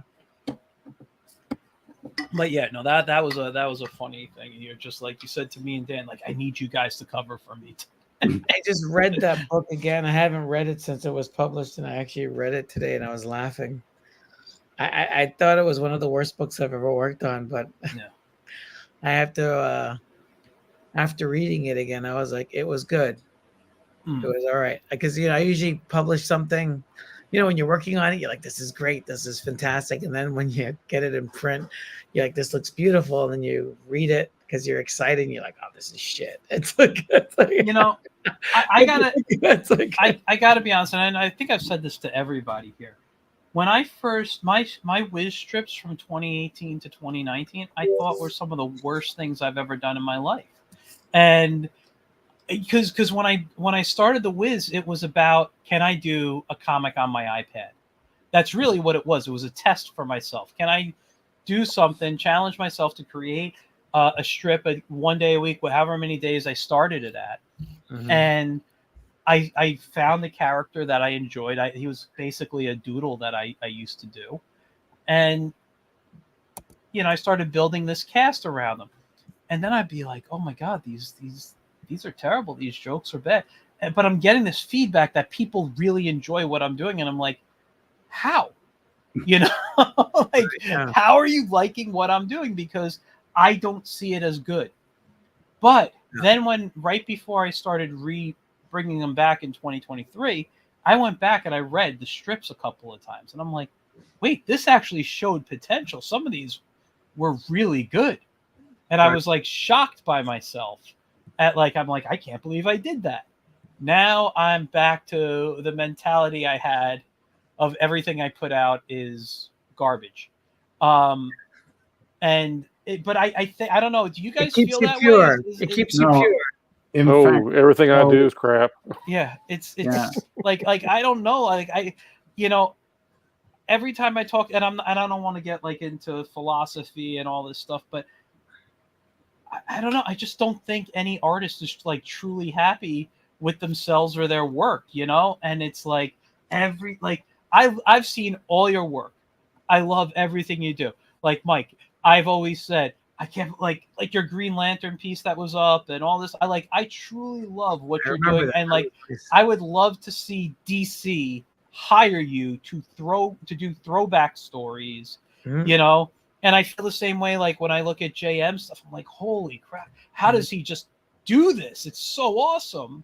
Yeah, And then I don't feel like it's awesome. Yeah, but then I feel the same thing when I look at Ray's art, and I'm like, holy crap! Like you guys are just so good. And I'm like, how why are you my friends? Like, I think of those things. Like, why do you hit like on social media to my, it's like that's how I look at this stuff, and it drives me. But I'm happy that people enjoy what I do. Yeah. So no matter how bad I feel about my stuff, I'm thrilled, and I love that people are enjoying it.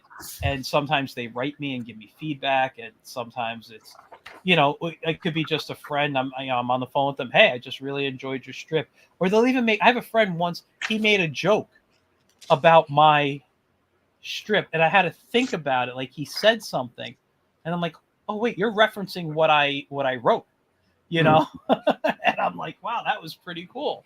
Yeah. I think Mike's work reminds me of like Darwin Cook, and Darwin Cook is gone, so yeah, why not do those stories, but I think yours is more colorful. Darwin Cook's was very flat, and I mean, I think these companies are really obsessed with the flat tones and stuff. And well, I think with Darwin's work in general, it was kind of graphic in a way, and I'm not saying like graphic like dirty. I'm saying graphic in design. Like when you talk about Dick Tracy or something, you know what I mean? Like he had that kind of that style. Oh yeah, for sure. That which I don't see 100% in Mike's work, because you have more soft curves and things in your style than Darwin had. But I totally feel like Ray said, though, I get that feel of the Darwin Cook work. It reminds me of looking at those, old school styles and something I love a lot. No, I think it's great. It's great stuff. Yeah. I appreciate that. I mean, you kind of fall into things accidentally. I mean, the things I always were attracted to were the Mike Waringos and Darwin and Mike Perryback. I mean, those guys were, today's comic scene's so homogenized. I mean, there's no variations. There's no, everybody kind of draws the same. There's no experimentations. There's right, exactly. But like I said, people like those guys. I mean, and of course, all three of them are gone. We don't get to enjoy their works anymore. But and they died young. They died young, unfortunately. That happens to the greats. Yeah, definitely the greats. But it's you have to have some kind of enjoyment. I mean, so that's stuff I gravitated to. It just kind of fell into my style. Yeah, that's awesome. No, it's good stuff. Like I'll sometimes lay in bed at night with my sketch pad, not sketchbook, just so you guys know. Like JM, you have your book. I draw on a clipboard with a bunch of paper. I get it. I can't. No. You know what? I'll, just quickly. When I was younger, and I don't know who told me this, but they're like, I was sketching in a sketchbook, like doing these weird doodles and something. They're like, that's not what a sketchbook's for. Sketchbook's for clean, nice work. And I'm like, oh, so that's always still stuck in my head, even though I know better. That because I've had to keep journals in like schools and I understand what a sketchbook could be used for, but I'm so blocked by that because before I even got to the age of getting sketchbooks, my dad would just give me a clipboard filled with paper. So I got so accustomed to it that I draw on a clipboard of paper now, but I used to do line notebooks because I couldn't afford a pad and typing paper. I told someone the other day when I write the whiz, when I'm sitting down like in my living room and writing the whiz or whatever, I can only write on a yellow narrow ruled legal paper. Like that's it. I can't write on, like I keep like scrap paper by me for when I do my day job and I got to take notes, and I might write a little note about a joke that I came up with on there. But when I need to flesh it out, I need to play with designs. It's yellow narrow ruled yellow paper, legal paper. But what I was saying, what I wanted to get to with Mike was, like at night, I'll sit with my clipboard and I'll go on Instagram or Facebook for inspiration. And I tend to go to your page quite often and look, because I just want to do something fun and, in a nice He traces your work. He traces over your work. I don't trace over. Let's not talk about tracing work, right? Yeah, I'll show you what I'm going to trace. Going over these, I'm going to steal these poses of John Byrne. You're going to be on that Facebook. I was like, I want to do a whole comic book of John Byrne's women. And you're going to go on that Facebook swipe group, right? You know what? When I swipe, people can't tell. I'm that good. I'm just letting you know now. So I mean, I have no shame in it. If you see something good, that's part of the tricks of the trade. You see something good, you take it. Well, it's like, I will say when I draw like weapons and I have to draw a gun or something, I'm not very good at that. So what I tend to do is I'll bring like a picture of a gun in Photoshop and I'll angle it, like even if I have to use the distort tool or something, and have it in the person's hand. Like I'll have references. I have little, toy guns and things that I've had. But it doesn't, it's for me, I need to go through and angle it in different ways. Like I'll try to find the angle I need, but then I go through it, distort, and I trace. If you look at Joe Kubert's work, right? His specifically his Sergeant Rock. Yeah. And then you look at the pulp painted artists of that day, like War Stories, or you look at the Westerns, the comic book Westerns. A lot of the compositions that he used in Sergeant Rock, he got from those pulp paintings. There's one cover that was a iconic Sergeant Rock cover that he flat out took from like some war men's magazine. It's like, I mean, it's kind of like the tricks of the trade. You're not really stealing it. It's an homage, or you're just like, oh, you're borrowing the composition. But I change it so much that I don't want it to look like John Byrne. Yeah. I change it so that it's mine, But I don't really go towards DC or Marvel comics for reference. I always reference obscure stuff that people won't find, like Punchline had like 9, maybe less than that, but it was, I would say 8 or 9 pictures that I got from Vogue magazine from the 80s, and I always pulled these whenever I used to have a little like reference catalog when I was younger, files, and I would tear these things out. And literally, I was going through my art stuff, cleaning up, and I came across all these old magazine ads that I saved, and I was like, "Oh, I love this! I'm going to use this one. I'm going to use this one." I used to collect supermodels, like a serial killer. I was like, like it's like I would collect like their faces and all their ads, so I can get like a 360 of their whole face and get a sense of when they turn, when they look from all angles, and I would use their faces as reference. Like my very first comic book was this one supermodel, the whole book, and people were like, "That looks great," but it's but that's what I did. So I mean, I took something from when I was in high school and used those references during the lockdown, and used it for Punchline. Some great photos. I mean, but I don't care. There's no shame in it. That's kind of like the illustrator's world. We get inspired from reference. I just want to say we've hit the 2-hour mark, which is fine for me. But I know some of you, it's getting a little late for you. Yeah. Before we wrap up, I want to, and I do this every show because usually sometimes it's a little more organic with the holiday, on the holiday show with everybody talking. But is there any questions that anybody has for anyone else, that maybe we didn't discuss or you'd like to learn more about or something? Feel free. I'll give you guys a moment to think. Some people were bouncing on the thing too. On what? Bill Drisdale. He said. I told you he had to leave. He's the one who won the thing.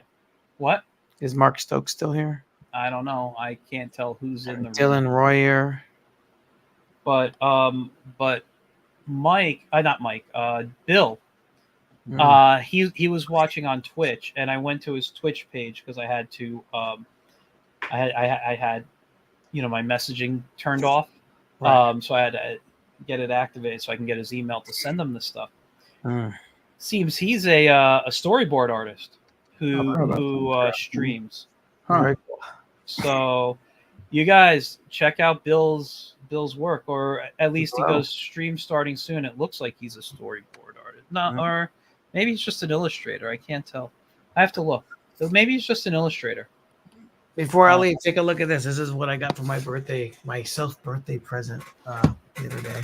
Wait, let me give you the screen because I can never see. Everything is. I can't wait to get my new glasses. See my messy art table. It's like, what is it? Let me see. It's that. Oh, the Batmobile? Oh, that's cool. And then I put this bad boy in there, like the two.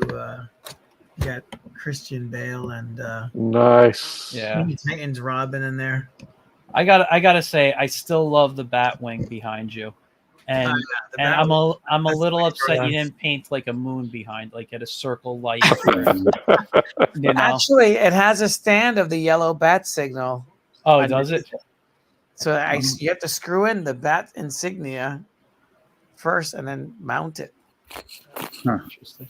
Yeah, so, that's like one of. I don't think I've seen that up close yet, like at your house. Well, if you come by Saturday, Well, we'll see. Saturday, it's the day before Christmas Eve.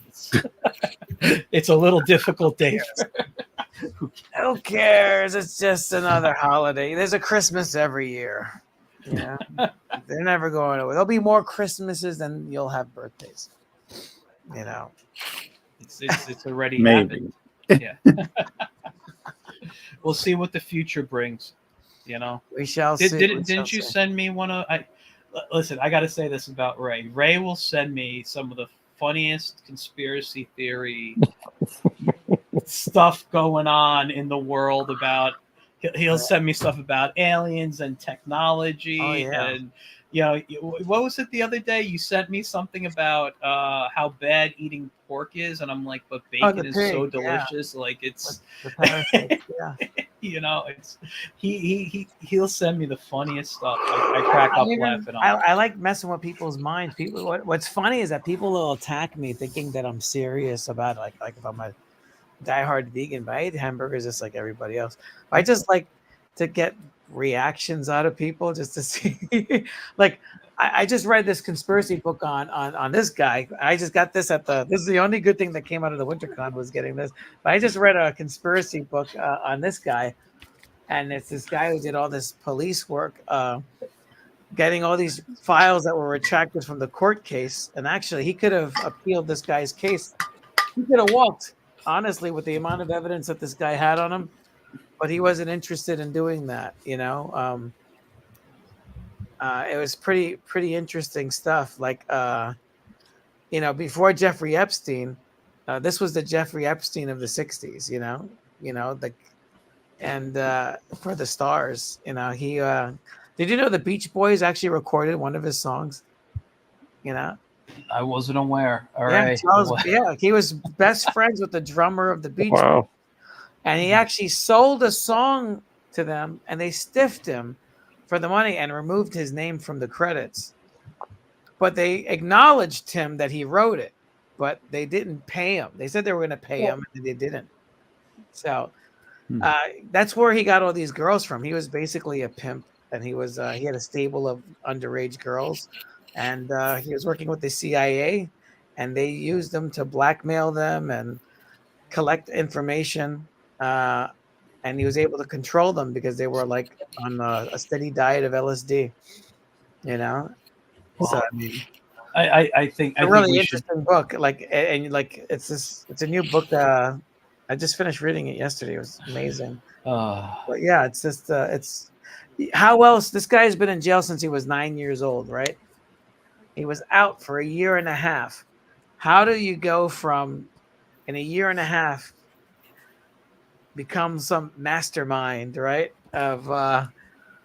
And get a stable of 35 girls. You're in the Hollywood scene, and you're like cutting record deals and doing all this stuff in a year and a half, while breaking the law. Like, he basically broke his parole 15 times, and he should have been arrested. And each time he got arrested, they released him.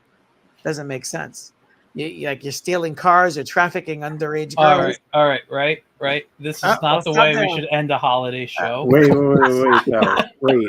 I think Ray is onto something here, though. Not with the Charles Manson thing specifically, but I will say, Ray, maybe what you should do is have a YouTube channel and just call it Wild Ride with Ray Felix, and you just you get all these bizarre stories. You just share them out. Yeah, I was gonna do that actually, because even the World Without Superheroes I just did. There's the FBI files. The day she died, she was actually supposed to have a press conference scheduled where she was going to confirm the rumors that her and Kennedy were having an affair, and she was also going to talk about the existence of aliens. It's all on the FBI declassified files on FBI.gov. So she was going to mention, and then also that we were trying to kill Castro. All right. This is before the Cuban Missile Crisis. Right. Here's what we're going to do. We're going to hold that off for another show. Oh, yeah. Okay. We're going to end the holiday show with Merry Christmas. One last question for everybody. And I'll start with Mike. We'll go Mike, JM, Ray. We'll go in that order. Mm-hmm. What is your favorite holiday special to watch every year? Oh, man. Miracle on 34th Street. Nice. JM. Yep. Oh, for this holiday? Yeah. Or I mean, if you want to choose a different holiday, no. I'm just trying to think, because like I feel like it's evolved. As a kid, it was whatchamacallit, March of the Wooden Soldiers. Mm-hmm. Oh yeah. But I don't know. Like nowadays, I feel like making Gremlins like the tradition. Oh yeah, really? That's a good one. Yeah, no. That's a good one. Yeah. Yeah. And Ray, how about you? What's your favorite holiday special? When I was a kid, I loved A Christmas Story, and when my son was little, we would watch it together. And then in my 20s, it was A Wonderful Life. But Citizen Kane's not really a Christmas movie, but it starts off in the winter. I just love Citizen Kane. I'll watch that. Like, there's a sled in it. There's a sled in it. That is it starts off in Christmas for like a second. Yeah. Oh God. All right. And with that, mine, it's gonna sound really cheesy and like I'm a real little kid, but I've watched it every year since I was little, and that is a Smurfs Christmas special. I just love that one. Yeah, Yeah, I remember it. Yeah. yeah. I you know what? There's a song from it. I still sing to this day, and I think that's why I still watch it. Basically, I don't know if you guys remember it, but there was a wizard who was basically a dark wizard and was trying to just, like wanted to kill like these kids or something, take them to hell or whatever it was. And he wasn't Gargamel, or somebody else? No, actually, Gargamel was scared of this guy. Oh, really? And the way they fought him off was a song that basically says, "Goodness makes the badness go away. Goodness makes you happy every day." What was it? When goodness makes happy. When That sounds cool. I don't know, badness. I don't know, something, but it's like when badness starts, there's goodness in your heart or whatever. Goodness makes the badness go away. And like, because I've dealt with, with like anger issues and depression and anxiety, sometimes that song just helps calm me down. I just wish I remembered it. So like, to me, that's like one of my all-time favorites because I go back, I love the art style, and I just love that song is very calming for me. I thought you were going to say like Emmett Otter's Christmas or something. Dude, I love. Okay, I love that one too. Emmett Otter. I Muppets Christmas Carol, but you gotta watch the version that they didn't edit, where they edited out the song "When Love Is Gone." I'm like, that's such a good part, but they thought it was just a waste of time. Who was it? What the hell's his name? He was in charge of Disney Animation for a while. No, years ago. I don't remember his name, but he was the one who went to DreamWorks. Supposedly, he was the one who said that's just it takes away from the film. Floyd? So, Floyd? No. Anyway, it was whatever. But they took it out. But I gotta watch that one. I mean, I could say almost any Christmas special. I could sit and watch all those. But I'm glad. Listen. Miracle on 34th Street's awesome. Jim, what did you say again? I forgot yours. Gremlins. Gremlins. Love I Gremlins. also said March of the Wooden Soldier. Yeah, March of the Woods. You know what? That one is one I never got into 100%. My wife loves probably a Planet of the Apes Christmas special, even though it doesn't exist. I feel like I watched something like that as a kid. I mean, there could have been. They had the cartoon. Maybe there was something with that. But you guys, let's wrap up. We've gone a little over 2 hours. I want to thank you all for coming on. I'm going to drop you backstage in a minute. If you can hang out, awesome. If you can't, I understand. We've been on for a while. But I want to say first off, I'm sorry, the way Ray's moving, I feel like I'm watching a TikTok right now. I want to say thank you all for coming on. First of all, keep up all the awesome work you're doing. You guys, you all three of you, I wanted to have on, not because, we're all friends and everything, but I truly love your work. You truly inspire me with what you guys do. You inspire me too. And I love the times we can get together and talk. So you guys have a great holiday, and I hope to have you guys on again soon. Yeah, likewise. You guys definitely. Sure. And Ray, have a good birthday. Yeah. Oh yes, too. happy birthday to both of you, Ray and Mike. Yeah. It's Tomorrow, have very a rare great birthday. to meet someone who was born on the 21st. Thank you. Yeah, you got The 45 shortest day of the minutes. year. Yeah, Exactly. Hey, I'm gonna see Aquaman tomorrow. Who's down? isn't tomorrow Thursday? Comes out on Friday, right? It opens up Thursday. Oh, I don't know. My work schedule stops me from knowing what the world is doing outside.